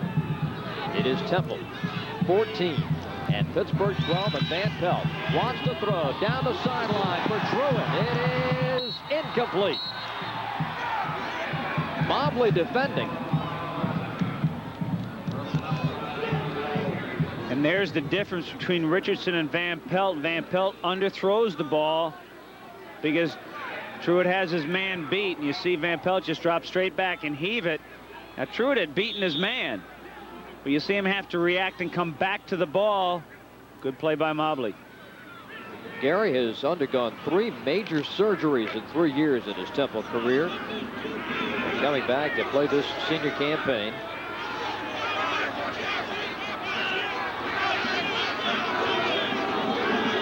Second and 10. Richards, some running room outside. Santos Stevens jumped on his back at the 48.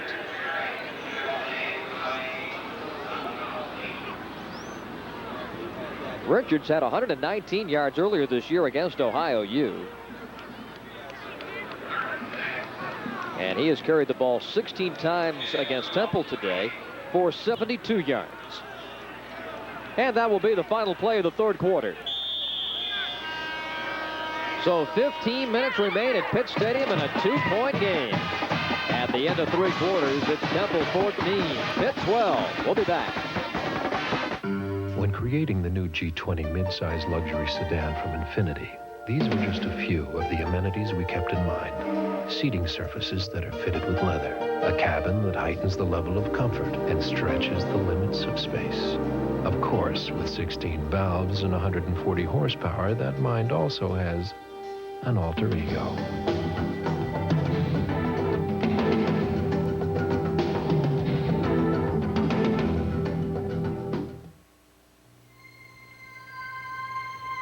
Nothing's too good for my baby. Nothing. So my baby gets very special treatment. There's a gasoline so special, it meets even BMW's detergency standard. Fill it up. Ultra. Sunoco Ultra 94. Clean power from the highest octane under the sun. Nothing else can match it. Nothing.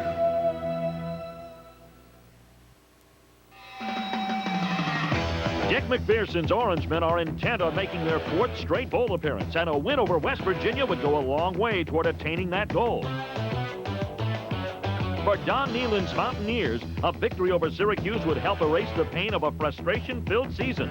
Syracuse travels to Morgantown to take on the Mountaineers Saturday.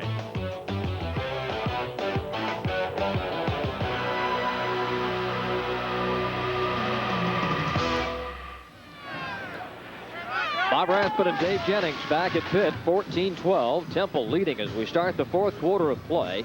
Pittsburgh will have it 3rd and 6 at their own 48-yard line.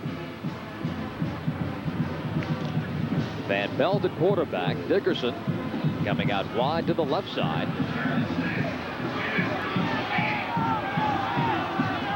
The lone setback is DeVoe. Here's Van Pelt to the sideline, and it's complete. Truitt makes the grab and out of bounds. 1st and 10 Pitt at the Temple 41-yard line.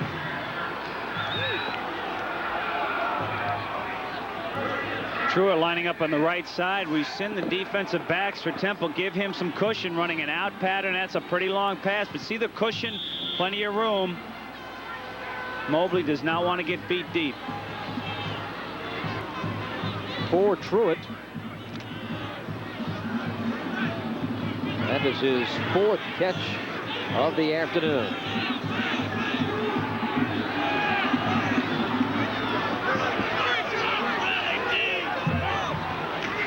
Now Dickerson coming around the left end and out of bounds. That's the 3rd time we've seen Dickerson in the game, but this time they kept Van Pelt in as a wide receiver. They put Van Pelt up to the right of your screen, away from the action. For the 3rd time we've seen Dickerson in the game, running the option, just keeping it. He has not thrown a pass this year for Pittsburgh. There he is, away from the play. He's going to run down and, well, I'm open, Coach. Now he knows what his receivers tell him. 2nd and 9. I could run that play. Here's the toss. Boy, it looked like Richards had some trouble controlling it, but finally takes it down to the 35. And I thought initially that he was thinking pass, but sort of juggled the ball. Let's take another look at it here. Also, good blocking by the right side of the line of scrimmage. Right side, Christie, Miller, and Seaman. Somebody stuck a leg up and got it. And I'll tell you that 4th down play, 4th down defensive stoppage by Pittsburgh, looming very, very big here. Alex Van Pelt has a 3rd and 6 situation in front of him. Richards trying to escape the grasp of Kenyatta Rush, the right tackle. Now it's going to be Temple's opportunity to come up with a 4th down stop. They'll have plenty of time to talk about this one, as one of the Pitt players, it appears to be Gorjewski, down on the field. He is a left guard. A nice play by Rush, making that tackle. Haven't called his name a lot today. No, we haven't. He has 6 sacks. He's the 5th leading tackler for Temple this season.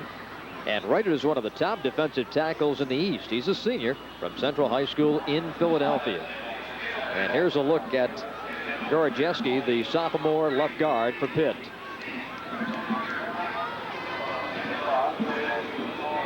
(14-12) Temple. You know, and this sets up an interesting situation if we look at Gorjewski, number 77. He gets stepped on, rolled across right there. But this sets up an interesting situation. The ball 34-yard line. That would be a 51-yard field goal attempt. Kaplan has an awfully strong leg. He nailed a 67-yarder in practice. His longest has been 47 this year. Now let's see what Coach Hackett is thinking. And he may elect to just punt it away. He's got a great weapon in Greenfield. Crowd's going to love this, boy. They don't want to see him punt the ball here. Well, they bring in Scott Stark, who is the expert at the short punting game. And he is, listen to the crowd, he's also a quarterback.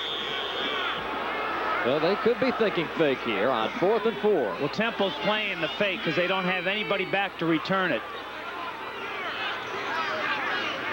4th and 4. Got to get just inside the 31.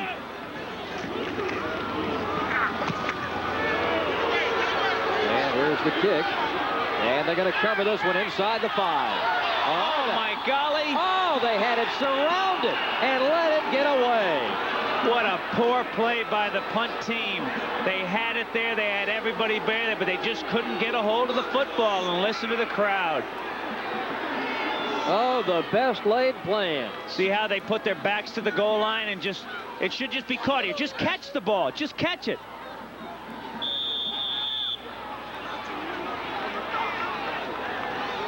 And a touchback brings it out to the 20. Oh, they're shaking their heads at Pitt Stadium. 26,000 new car owners. J.D. Power and Associates heard from them all. When they summed it up, Buick ranked 5th on their list of the 10 most trouble-free car lines sold in America.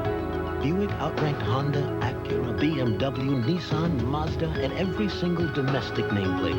Remember those 26,000 new car owners who road-tested all those cars for you. Then remember Buick, the new symbol for quality in America and beyond. civilized society, any groovy lapse can result in a mortifying loss of station. But with Right Guard Sport Stick, one gets maximum protection. Well, off to the foxes. Right Guard Sport Stick. Anything less would be uncivilized. Travel arranged through U.S. Air, serving business travelers throughout the Northeast with over 1,000 daily departures. U.S. Air, America's most frequent flyer.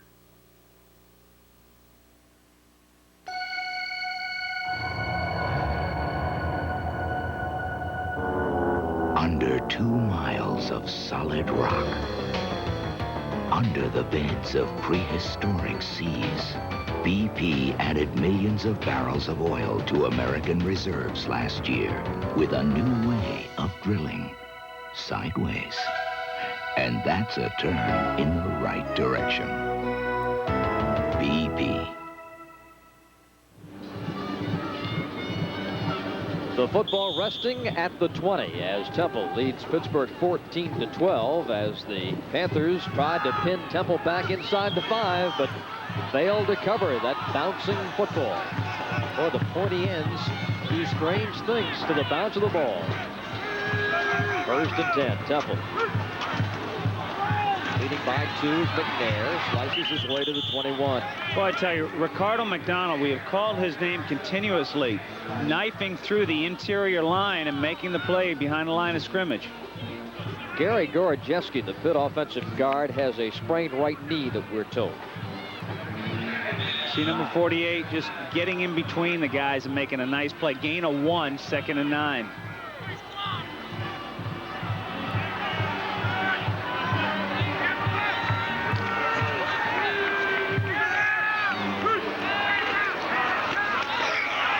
McNair. Penalty flags go down as he is draped at the 18. Temple running the counter back to the left side, but he's Snell. He just jacked that up. Number 52 outside linebacker.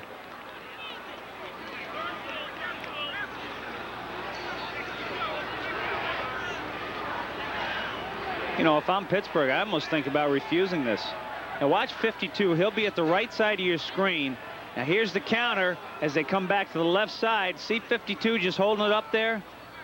He's fighting off a blocker, and he's also making the tackle. Now what?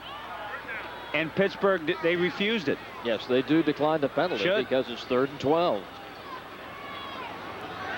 Well, they failed to cover the punt a minute ago, Dave, but if they can hold him here, they'll get the ball back in good field position. See if Anthony Richardson decides to go to the long passing game here. See if they roll him out to the right.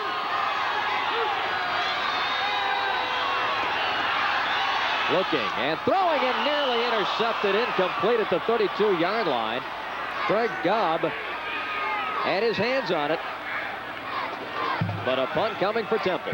Well, good pressure again. It appeared to be Ricardo McDonald, number 48, coming in from the backside. And Gobb just reading the eyes of the quarterback, stepping in. Just a big play not made, but nevertheless, they do stop. The Temple Owls force them to punt. Should get the ball back. Now the receiver for Pittsburgh playing back too far, it appears. That's Hetzler back at the 40-yard line. Should move up just a little bit, maybe. Well, if it's a shorter punt, he'll have a good head of steam coming to get it, that's for sure. The Thompson punt, line drive right at Hetzler, and he is taken down at the 45-yard line. So good punt coverage that time for Temple. A timeout on the field after the 39-yard punt, with 12:19 left here in the 4th and final quarter. A timeout with Temple leading by 2, 14-12, and we'll be back after these words from your local station. Now, when you turn this loan application into the money you need, you're automatically entered into Pittsburgh National's Get a Loan, Get a Phone sweepstakes. Win a Ford Mustang GT. Or get away on a Hawaiian vacation. Or win a Solarium Home Edition. You might even get your first loan payment free or win cash. Turn this application into the loan you want and maybe something more at Pittsburgh National Bank, a PNC bank. Pizza Hut presents mini football moments. The Watson men felt sure of victory, but they hadn't counted on their opponent's secret weapon, Grandma. Red, 25, Eluding blitzing grandchildren, Grandma launched a desperate bomb. But in the final fleeting moments, it was Bernice who clinched the win for the women. The NCAA mini football from Pizza Hut, just $3.49 with any medium pizza. It was a tough loss, but there was always next Sunday. Pizza Hut, making it great. With the Donnelly directories talking Yellow Pages, a business can update its message every week. CJ's Auto Lease, got a Lincoln, $5.95 a month. That's a good deal. CJ's Auto Lease, got a Lincoln, $4.95 a month. That's a better deal. CJ's Auto Lease, got a Lincoln, $3.95 a month. That's our best deal. Now, with Bell, CJ can only change his ad once a year. What kind of deal is that? The Donnelly directory. It's just like the old Yellow Pages, only better. We're back at Pitt Stadium. We're looking at Scott Kaplan, and with a 2-point differential in his right leg, it might come into play here to decide this football game. The field position battle is getting better and better for Pitt as this half unfolds. They're starting their third drive from their own 45. This is their best field position in the second half as Kervin Richards takes it to midfield, up to the 49-yard line. Tim Hull, the inside backer, with yet another tackle. 12 minutes remaining in the fourth quarter. Pittsburgh trailing by 2, 14-12.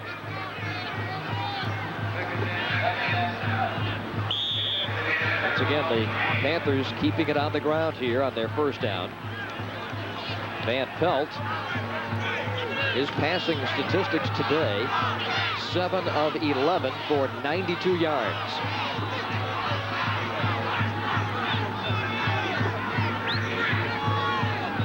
Moore coming in motion. They take the toss. Van Pelt to throw, and it's going to be complete at the Temple 34-yard line. Coming across to make the grab is Eric Seaman, the tight end. Okay, you saw Moore go in motion to the left. They had 2 tight ends on that side. Moore running short, Seaman running deep. They covered Moore. They did not cover Seaman. He hasn't caught a lot of passes this year, but he caught a big one there. They're getting close to field goal situation now. Eric Seaman's dad was a place kicker here at Pitt. He's been suffering from a turf burn infection in his right knee. Now comes out of the game. As Pitt has it, first down and 10 at the Temple 33.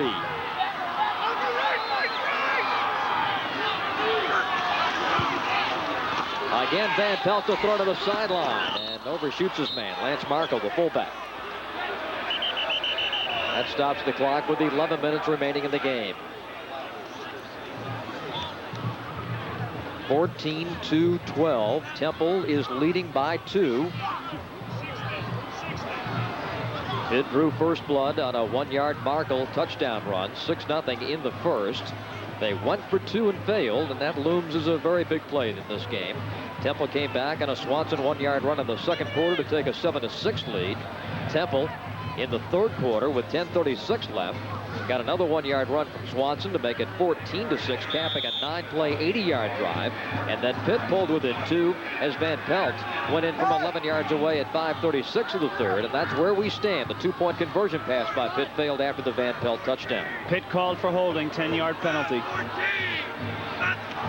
So it's first and 20, and trying to get outside is Kervin Richards. And he moves it back to the 38. You know, that is Kervin Richards' 20th attempt today. We didn't think we'd see him that long, that much. Averaging over 4 yards a carry today, 87 yards, 20 rushes. Boy, that holding penalty was against the right tackle, Scott Miller, number 60. Put them back to the back outside the 40, 2nd and 16.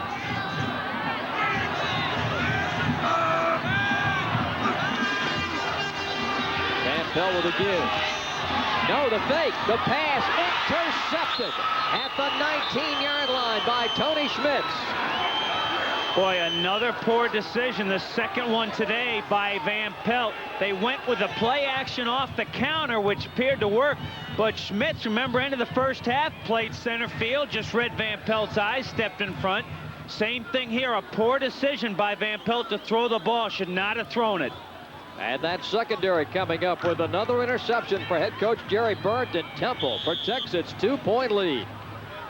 Wow. Now that's the importance of that holding penalty. It put Pitt in a must-pass situation.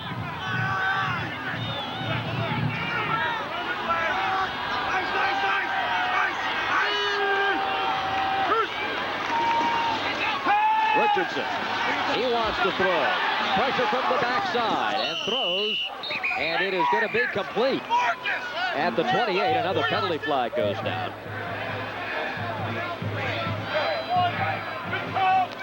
I tell you, a quarterback would like to have eyes in the back of his head, because you're going to see some pressure coming from behind him, which he can't see. Here it comes, number 48. We've been calling his number, but Richardson just gets rid of the ball in time. That time, Temple had an ineligible man downfield. When a play takes that long to... Ineligible downfield on the offense, 5 yards, 1st and 15. When a play takes that long to develop, very often the offensive linemen, if they know the quarterback's running with the ball rolling out, figure he's going to run, they'll start going downfield. Temple has been backed up, but they were able to put that 80-yard drive together. Get that second touchdown on the board, and they lead it by 2. McNair out to the 16, dropped by Prentice Wright. Pittsburgh has some very active defensive players, particularly these linebackers, McDonald and Wright. Calling their numbers a lot today. Very active players. Out to the 16. It's going to be 2nd down and 13 for Temple. And again, the Pitt defense being called on to hold the Owls deep in their own territory so the Panther offense can get another crack at it. And now they have to call their second timeout, Temple does. Richardson goes off to the sideline to talk to Jerry Burt. These are very key possessions here. Time out on the field. Temple 14, Pittsburgh 12. And we'll be back to Pittsburgh in a moment. Inside the Infiniti Q45, the world is flat. Outside, the world's first full active suspension system senses, thinks, and reacts to every twist, turn, up and down. So inside, the world is flat. And you experience utter calm control in perhaps the most advanced luxury car the road has ever known.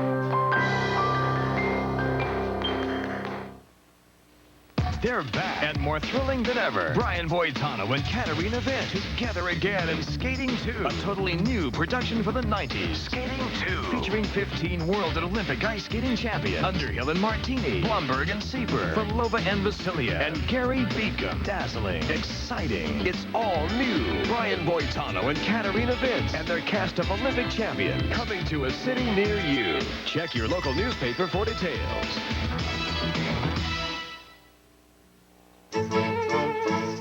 My main Yugoslavian and very sensitive Laker brother, Vlade Divac, looks a whole lot better now because he just shaved off his beard with the new Schick Slim Twin Plus with aloe. How'd it go, Vlade? Nema problema. Was the blade narrowing up? Nema problema. How do you like the new aloe comfort strip? I'm no longer irritating. Try the new Slim Twin Plus with aloe. It reaches every place on every sensitive face. So now American girls like my face? Problema, Vlade. Big problema. From Schick. Back at Pitt Stadium, Bob Rathman, Dave Jennings, 9:30 left in the 4th quarter. Temple 14 and Pittsburgh 12. And Temple has it 2nd and 14 from its own 16. Showing blitz. 2 inside backers. Swanson moves to a wing right. Richardson has time. He throws, and it's incomplete. The intended receiver was split end, Rich Drayton on the near side, and Richardson paid a price after he delivered the pass. Excellent pressure that time. Again, Ricardo McDonald, we've called his name a lot. You know, one reason we call linebackers names a lot on this Pittsburgh defense is the front three, their down linemen are controlling their guys, freeing up the linebackers, which is often the case. Linemen do the dirty work and the linebackers clean up. 9:25 remaining and a 3rd and long for Temple. They've made half of them so far today, but this one is a long one.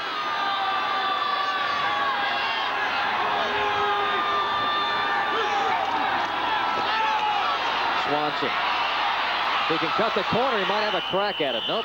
Tripped up as he got to the 28. He needed to get to the 30. And he nearly pulled it off. The quick trap up the left side, and there's a good trap block by the left guard. Brian Irwin can't quite get it, though. Swanson's legs get taken out, and now Pittsburgh is going to get the ball back. Last time a low punt was not returned by Hetzler. Some confusion as Temple quickly got the kicking team on. Pitt finally gets the defense off, and the return team is on the field. Trent Thompson is the Temple punter. Hetzler back at his own 35. A long count here. They've got 7 seconds left. Nobody jumped. Nearly blocked. The kicker goes down. Here comes the penalty flag. And keep in mind, it's 4th and 2, so that'll be a first down. Pittsburgh nearly blocked the kick, but they slammed into Trent Thompson, and that's going to give Temple a first down. Another mistake for this Pittsburgh team. Pittsburgh, plenty of mistakes. They break through here, but he leaves his feet and gets turned and then hits the punter. You've got to stay away from the punter. In college, even if you get blocked into him, that's a penalty against you. It matters not if Eric Holsworth at tight end. Running into the kicker on the defense, a 5-yard penalty, first down. Now that's not an automatic first down, but because it was 4th and 2, it becomes a first down. That's it. Now the clock not a factor yet, only a 2-point lead, 8:28 left. But Pittsburgh, they've made some key mistakes on special teams today. We said Temple has coming in, Pittsburgh has today. That punt they didn't cover, that play right there. 1st and 10 for Temple. Inside Swanson. To the 36. Sean Gilbert making the tackle for Pitt.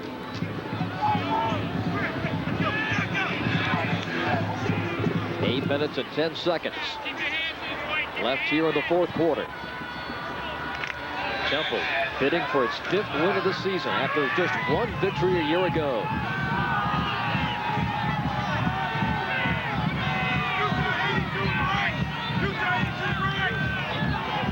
The wideouts getting set. Hornbaker wide, and they look his way, and he reaches back to make the catch at the 47-yard line. Pittsburgh changing up their defense now, putting 7 men up on the line of scrimmage. If you can pick those guys up, you can start to pass the ball. But Pittsburgh realizing as the clock's starting to wind down, still not really a factor. 7:42, but only a 2-point lead.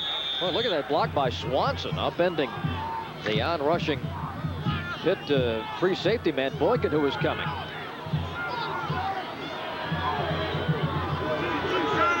First and 10. 209 passing yards for Anthony Richardson today. McNair is stopped. Boy, Ricardo McDonald. Another tackle for Ricardo. Watch the speed. Well, you'll see him top of the screen, just shoots across the line of scrimmage. Bang. Obviously a missed block there.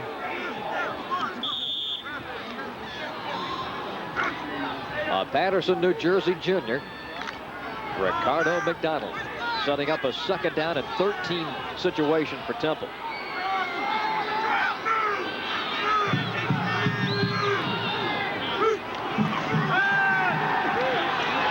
Over the middle and complete into Pitt territory at the 47-yard line. They will call that a completed pass. You saw the Pitt man, Gobb, say no catch.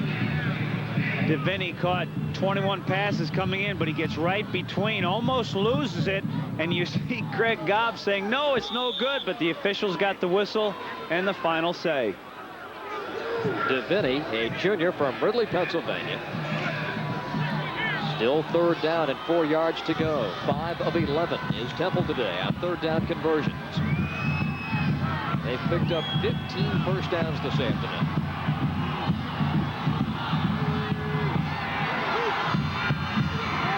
Richardson incomplete. Swanson, first down to the 38. Big catch and run. Tinker Harris with a tackle, but the Temple drive remains alive, but hold everything. We've got a penalty flag, and it's going to be holding against Pitt. First down either way. Pitt has made a ton of mistakes today. 5:50 left. Paul Hackett continues to face that sideline. This second half has given his club a lot of opportunities, but they have failed to take advantage. And then they've compounded their problems with mistake after mistake. Personal foul, defense, first down. And thinking all the way back to the first quarter as we see the pass completion here.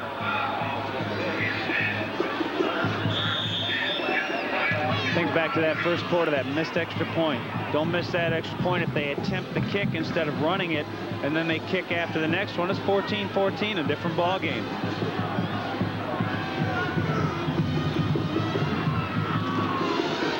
Swanson straight ahead, inside the 15 to the 14-yard line. Just give it to the big fullback and wind it down. 5:25 and counting. Clock isn't a factor unless Temple scores a touchdown. Swanson, the big first down guy. He gets those first downs, both hands on the ball right up the middle. Good surge by the Dick Beck, Irwin. Of course, Krulikowski out with a knee injury. They're getting closer to the Pittsburgh end zone. 13 carries for Conrad Swanson. He had 18 carries in the Wisconsin game. Fake the toss. Richardson throwing to the end zone. Touchdown, Temple. Tim Hornbaker makes the grab. 20-12 with the extra point coming up, and a big touchdown for Jerry Burton Company.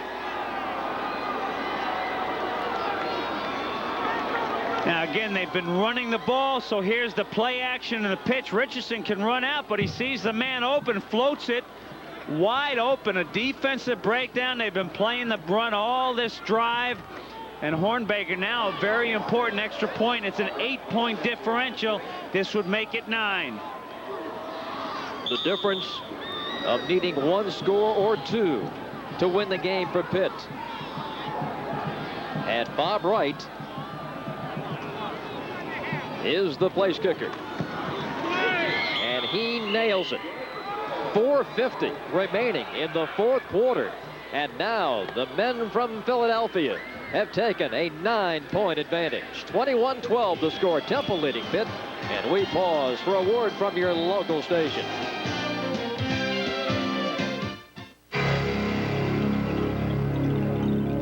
AT&T created a whole new way to look at the credit card. The AT&T Universal Card. One world, one card.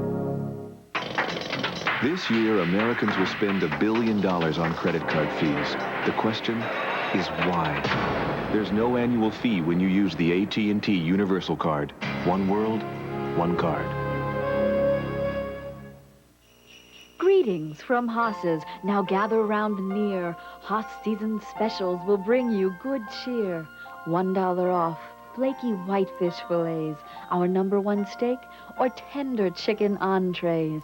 And with Santa's list growing and not a moment to waste, relax. Haas's gift certificates give the gift of good taste. Season's greetings to all, and to all a great meal from Haas's Steak and Sea. In 1985, he inherited the last-place Pittsburgh Pirates, and the sports writers were asking Jim who. His peers say he is an intense competitor, a man with knowledge, patience, and guts. I'm Ann Devlin, and Sunday at 1, meet the man who led the Pirates to the National League playoffs, and the man who has the title of Sporting News Manager of the Year, Jim Leyland. Who is this man away from the job, and what can we expect next year from the Buccos? Jim Leyland, Sunday at 1 on WTAE TV.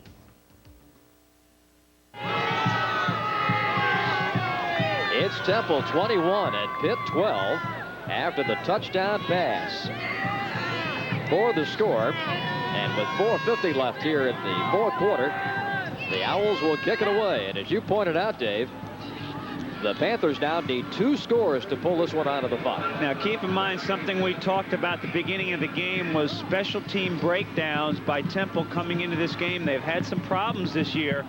So this is a special teams play right here, a kickoff. One thing they don't want to do is give up the long return. Now what we have seen them do, we've seen Wright just pop it up over here towards this sideline. And 53, Williams has been making some catches. He's like the leading kickoff return man. So see what Wright does here. Wright to kick it away. DeVoe and Green, the deep men. Same thing. Another pop-up to the 25-yard line, and it is taken there. And returned over the 30 out to the 32-yard line. With the return, Charles Williams, number 53. Here's a look at that scoring drive. The second 80-yard drive for a score this half by Temple. You know, if you can take the ball 80 yards and score, you deserve to win the ball game. A 14-yard touchdown run. Pittsburgh taking over from its own 32. They've lost 13 yards in field position after the score. A 9-yard lead for the Owls. As going to work is Kervin Richards once again. He has been a workhorse this afternoon. His 21st carry of the game. You know, I got to look back to that fight. End of the first quarter. That seemed to change things around. That big brawl over by the Temple bench. That really seemed to fire Temple up. Again, the game is not over. 4:22 and counting.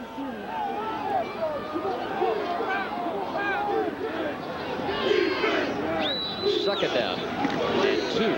As Van Pelt with a deep drop sets up the screen, and it is going to be incomplete and nearly a reach-around interception by Liberty. And almost pass interference by Liberty. That's what they're calling for, but no call. Liberty, remember, strained his shoulder early in the second half. A little crossing pattern. Let's see if we got pass interference here. No, wouldn't call it on that. Chris Boyer saying, yes, call it. Give it that flag. 3rd and 2. Long bases on that Pitt sideline. 4-4-9 are the Panthers at 3rd down conversions. Van Pelt keeps his feet, an interception. Picked off by Ellis. Down the sideline. Taken down at the 4-yard line. Mark Ellis with the interception for Temple. Mark Ellis, the strong safety, knows that Dave Moore is the second leading receiver on this Pittsburgh team, just laying back. And you'll see Ellis, number 3. You're going to see Van Pelt slip here, but he's trying to go to Dave Moore's tight end. Ellis just pulls right in front. Not a well-thrown pass. Van Pelt not throwing the ball well today, not making some good decisions. And this ball game could be history shortly. A 44-yard interception return by sophomore Mark Ellis. Watch Van Pelt slip right there. But he has play. He gets back on. Now, just not a very well-thrown pass. Throws it more towards Ellis than he does towards his tight end. 3:57 left.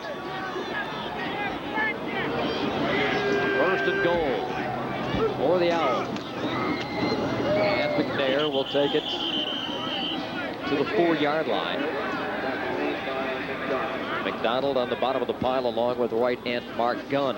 Now you know what Temple wants to do here with 3:42 and counting. Just run it out, even if you just kick the field goal, because again, Temple has a 9-point lead and the clock's in their favor now. Now the clock starts to become a factor. Pittsburgh has 2 times out remaining. See Richardson taking his time, let that clock run down. Swanson cuts back, touchdown Temple.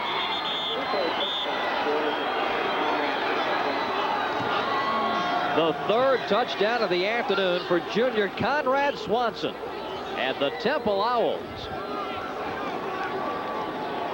Dominating the Pitt Panthers here down the stretch. Boy, great kick out block by Turner. There's the kick out block on Ricardo. That's what set that whole play up.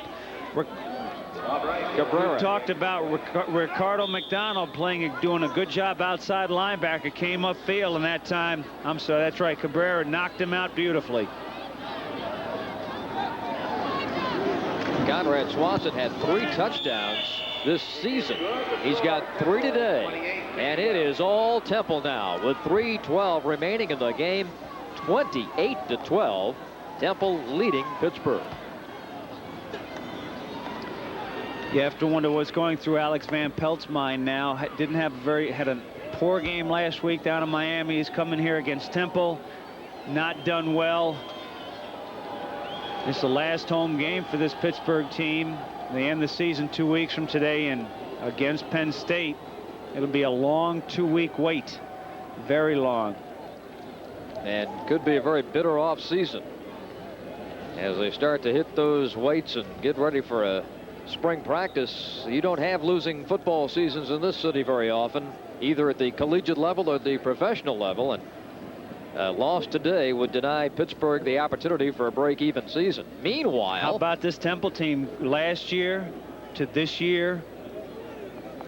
Nice change for them. Boy, they have made the turnaround. They're going in the opposite direction. Temple will go to 5-4 with the victory today. They won only 1 game a year ago.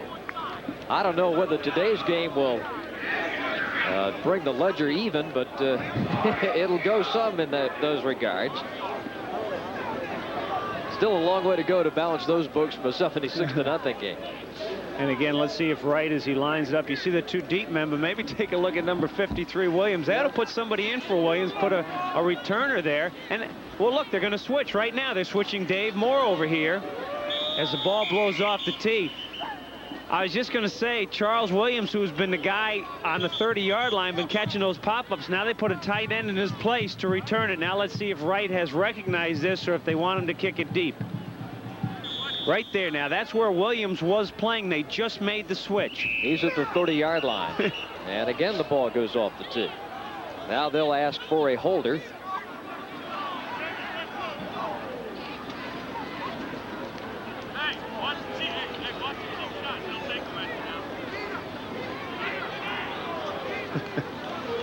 .312 left. You should have done some place kicking. I did. My first place kick, I kicked into the butt of my own center. Now look, what does he do? He kicks it off deep. From the 3-yard line. DeVoe, and knocked down on a big hit at the 19-yard line is Cabrera, who made the block on the touchdown run. Comes downfield to make the stick on DeVoe. And look at this, 15-yard line. What a shot. He is... That was not the return man. That's Dave Moore, the tight end. He takes a shot. Look at whew. You know, when you're going well, you are the one who generally delivers the blow. We'll let this one speak for itself.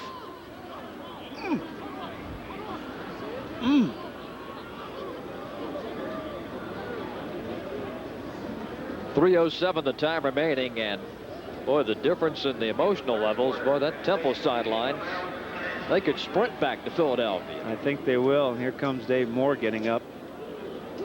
Slowly, he took a shot in the chest area.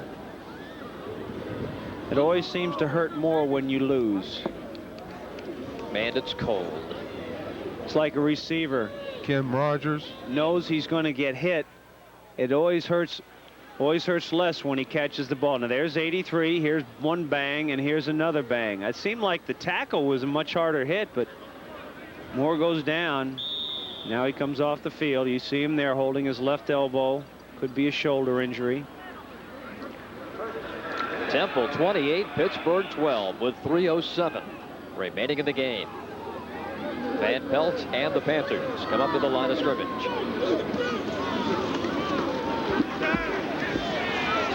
Van Pelt with pressured throws and nearly had that one picked off.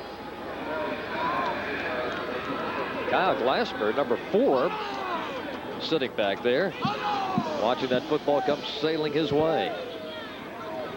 Van Pelt has suffered 3 interceptions this afternoon. You'd think this was probably a first quarter stat, 9 for 11.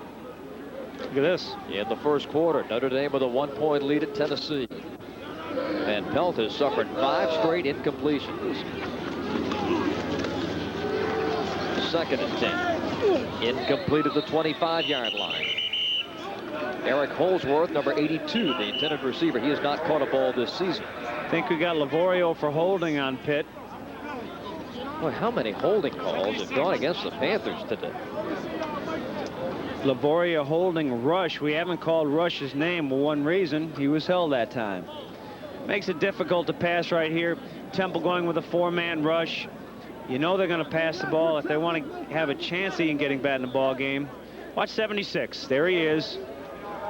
Now they're going to call him for holding. There it is right there. He just yanks him down. That's not holding. That's called tackling. 2:56 to play. 3rd and 10.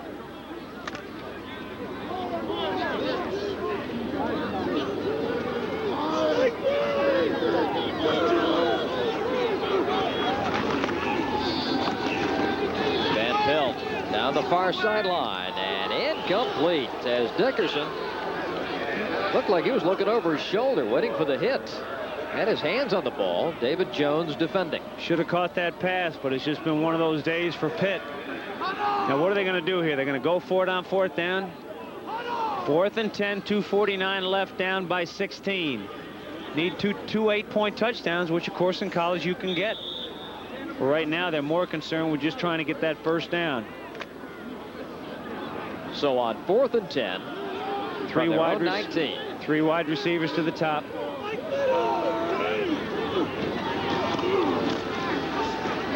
Van Pelt will swing it to the side to DeVoe. Breaks the tackle, but does not pick up the first down. He's taken out at about the 28-yard line, shy by a couple of yards. Fenwick defending. Got it to him. Okay, get off the field. Let's go. Get off. Again, 3 wide receivers to the right, but they weren't open, so he comes back here to the left. No, I know, but after. Oh, yeah, I'll be off. DeVoe open, and this is a great 2nd and 3rd effort. Just keeps the legs moving. Real nice effort, but you can see he's short about a yard. Now, you think Temple's going to throw the ball? I tend to doubt it there, Mr. Jennings. You be the coach. What do you do here? Start the bus.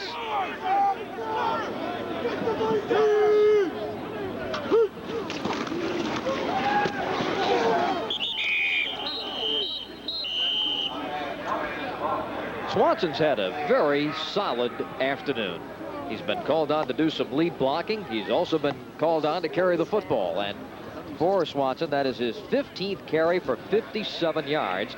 And we mentioned he has scored 3 touchdowns in this game. Temple leading 28-12. Jerry Burt getting this victory today. They had a winning year in '84. They've got a chance to do it this year. Temple with 2 left. They stand 5-4 after this game today. You can see Paul Hackett at that last 4th down play. Just took off his headset and he said, well, that's the game, folks. McNair spins inside the 20. Penalty flag down at the 18. 1:46 left.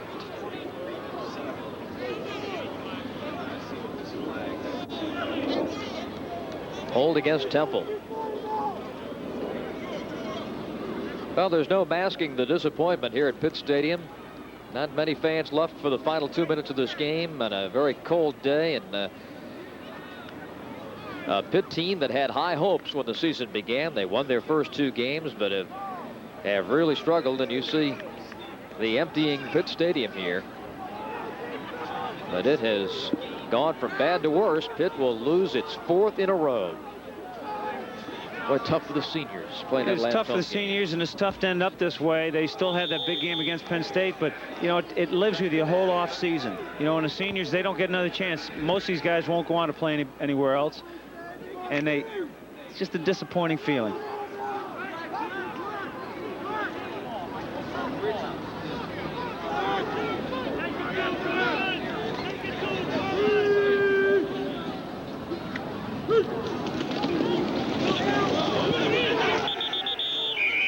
For Temple, the fullback, Efren Cabrera.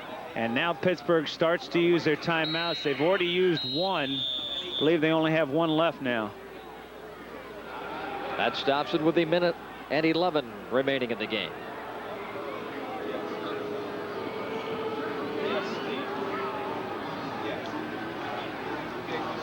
See, Richardson, we talked at the beginning of the game, he was one of the keys, and he has done a nice job leading this Temple team. Jerry Burnt, you saw him on the sidelines. In his second year, he's a man who led Penn to 4 Ivy League titles when he coached the Quakers from 81 through 85. Head coach and athletic director at Rice in the mid to late 80s, and taking over this Temple program last year.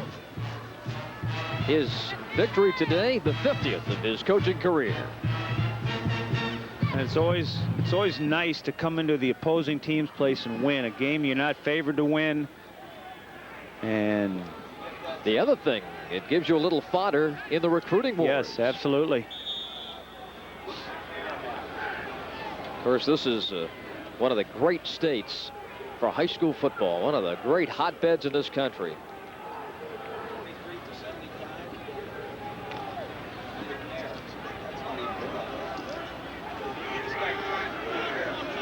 .30-yard line, 3rd and 12. And Cabrera met at the line. And it looks like Pitt's going to burn that final timeout here, stopping the clock with 1:05 to play. So it will be 4th down for Temple and about 12 yards to go. You know, if I'm Temple, I almost don't even punt the ball here. 4th down, because bad snap over the punter's head, a block punt, just fall on the ball, let Pittsburgh take it over with a minute to go. No timeouts left, down by 16. Coming up next week, one of the great East matchups between the Orangemen of Syracuse and the West Virginia Mountaineers. Hope you'll join us. Check your local station for the time at noon. Join us Saturday, Syracuse and West Virginia.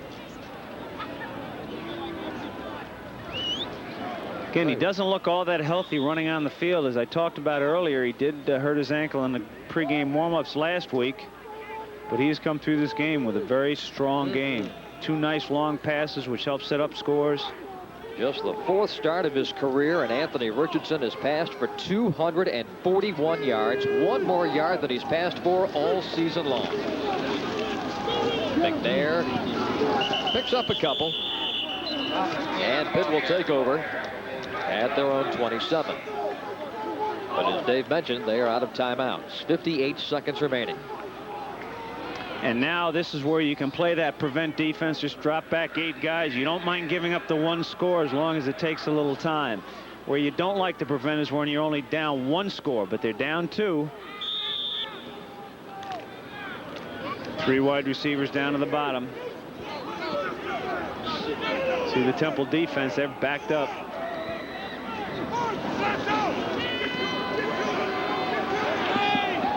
To the near side and incomplete. Scooted in there. Tried to make a short hop. Grab up at that time was Chris Boyer, the redshirt junior. Incomplete pass stops the clock with 52 seconds left.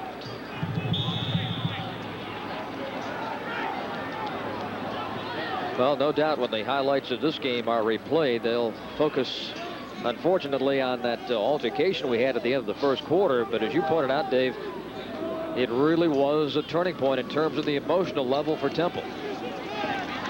Over the middle and complete to DeVoe. Glenn will take it to the 40, out to the 42-yard line. Tackled by Eric Fenwick. Now 1st down for Pittsburgh.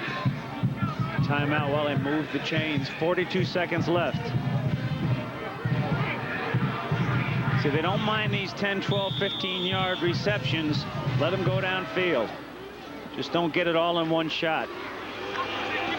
Van Pelt to the sideline and incomplete at the 40. Nearly an interception. Trying to grab it at his feet was Truitt. Well, they'll say, no, we won't count that.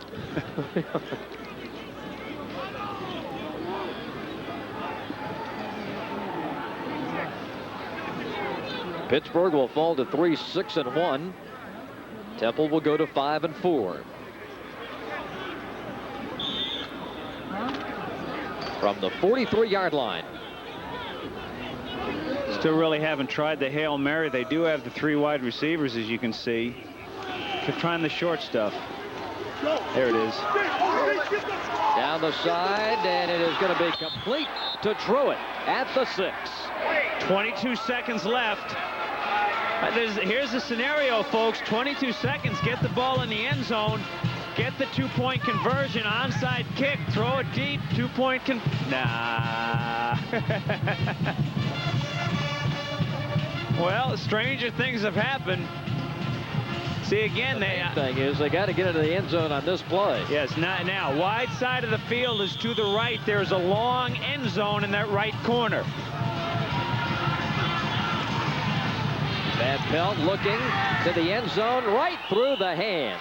A little high of pass. The intended receiver. And that is Junior Green.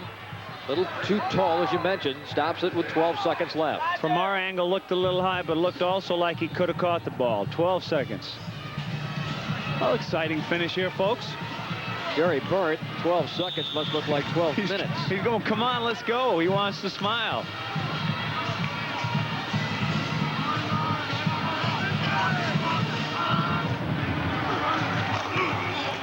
Van Pelt tracks and throws, touchdown to Truitt with 8 seconds left. 28-18. Is that correct? They must try the 2, make it 28-20. Try the onside kick, recover it. With about 1 second to go, throw the Hail Mary. If they score, they got to give them the attempt for the extra point. Oh, that would be, well, it would be the greatest comeback in the history of Pitt football to score 16 points in 8 seconds. Now, this is a key play. Got to get the 2, or it doesn't matter what happens after this.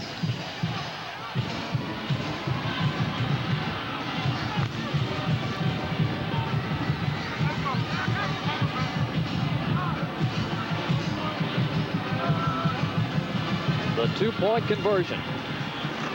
Van Pelt rolling, throwing, tipped, and is it good? No. They're saying he may have stepped out of bounds. I don't know if the penalty might have gone out and come back in. I don't know if he just thrown a beanbag to show that he stepped out of bounds. No indication yet.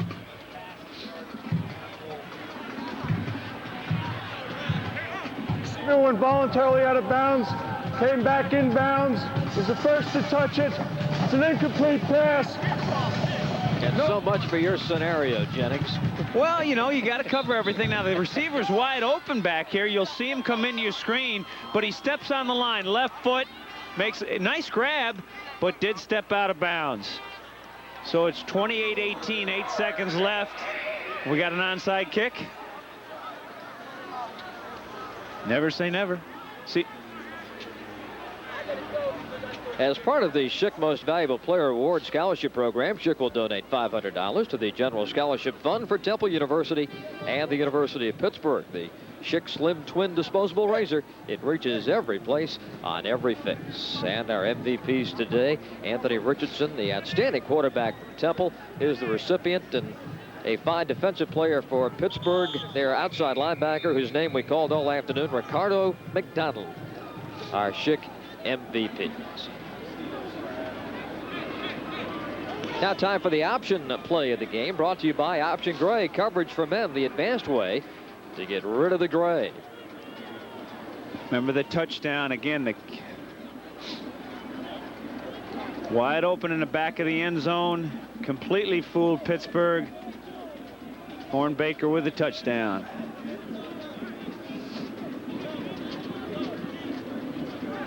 Matt Baker, the quarterback starter who was injured last week, enjoying the view from the sideline. His teammates have played a fine football game, and they are winning by 10 with 8 seconds to go, and Pitt will try an onside kick, it appears.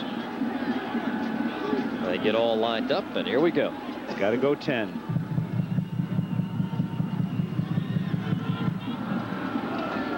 And it is caught and down by Hornbaker with 6 seconds to go. Well, folks, I think it's safe to say this game is over. Hey, I've seen strange things before. Well, you went to St. Lawrence. No, wait a second. I played in the game. Remember that fumble game with the Giants and the Eagles? I was in that game. Figures. I didn't call the play now. 6 seconds left. The Temple Owls come to Pittsburgh and leave town with the victory. 28-18 is the score. As the Temple Owls and the Pitt Panthers leave the stadium. And a big victory for Jerry Burnt, and Temple is players hoisting him on their shoulders to celebrate the victory at Pitt Stadium today. The final score, Temple 28 and Pittsburgh 18. Back in a moment. In the independent J.D. Power & Associates initial quality survey, only one American car line ranks in the top 10. But then, quality has never been foreign to Buick. There are more than 1,400 refinements engineered into the new Buick Park Avenue Ultra. Come see it and start counting Park Avenue Ultra for 1991. From Buick, the new symbol for quality in America and beyond. Rocky V is the end of the line for Sylvester Stallone's beloved Italian stallion. But only Entertainment Tonight was there when he actually said goodbye. I can't really bring any more to Rocky. I really can't. In an incredible exclusive interview, you'll go on the set of the last day of the filming of The Last Rocky to see movie history in the making. I will become extremely depressed when this hits. Stallone struggles to hang up the boxing gloves for good exclusively on Entertainment Tonight. Monday night at 7:30 on WTAE TV. I don't know how he made it. About a block from his house. Collided with a man driving a truck. Truck flipped, and the man died. I didn't stop him. None of our friends stopped him. We were all there. We could have done it. It ruined his life. It really did. The final score at Pitt Stadium today, Temple 28 and the Pitt Panthers 18. A happy bunch headed back to Philadelphia with this victory. The executive producer of the Great American Independent Football Package is Jimmy Rayburn. Terry DeCarlins was our producer today. Ken Dennis, our director, and the associate producer, Roger Roebuck. And a look at the rest of the folks who made our broadcast possible from Pittsburgh here this afternoon. Disappointment for the seniors and their final home game as they fall to Temple. Next week, it's going to be Syracuse against West Virginia, coming your way at noon on these same stations. JP Sports personnel outfitted by Champion Products. And a reminder, you've been watching JP Sports exclusive coverage of great American independent football. For Dave Jennings, Bob Rathbun, so long. Ken's been talking about his hair loss. It's really concerning him. His best friend Paul was also losing hair and decided to do something positive. He chose the single hair system, and what a change.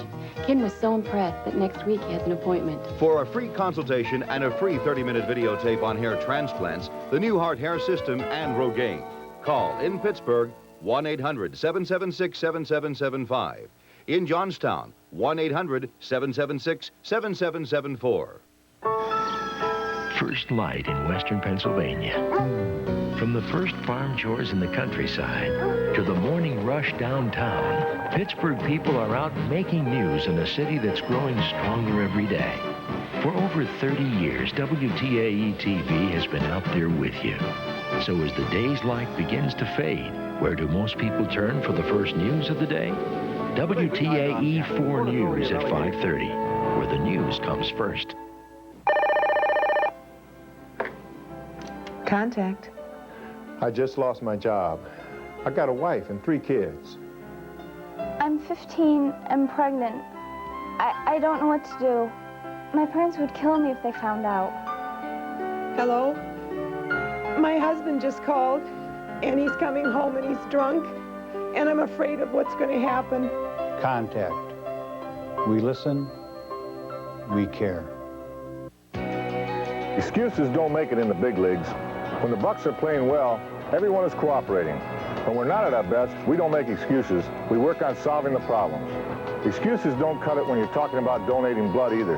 Every day, another child is involved in an accident. Another father faces open heart surgery.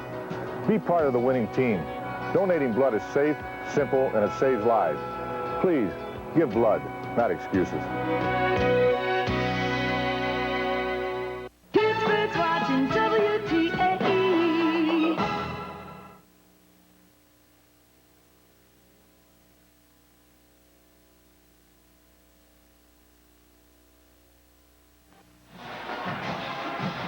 Ohio State on the last play from scrimmage, beating Iowa 27-26. And the Chevrolet most valuable players of this game are Bobby Olive, who caught the game winner for the Buckeyes, and John Derby, the outstanding linebacker from Iowa, 6 tackles and 3 tip passes. And Chevrolet will donate $1,000 to each school's general scholarship fund to reward outstanding students for their academic achievements. As the result of this upset by Ohio State, Iowa loses for the first time, and now to get to Pasadena must beat Purdue at home next Saturday, and then Minnesota in the Twin Cities on the last Saturday of the regular season. Ohio State pulling for a tie or a defeat in either of those 2 games, and the Buckeyes could still be headed to Pasadena. So for Mark Jones and Dick Vermeil, I'm Brent Musburger, reminding you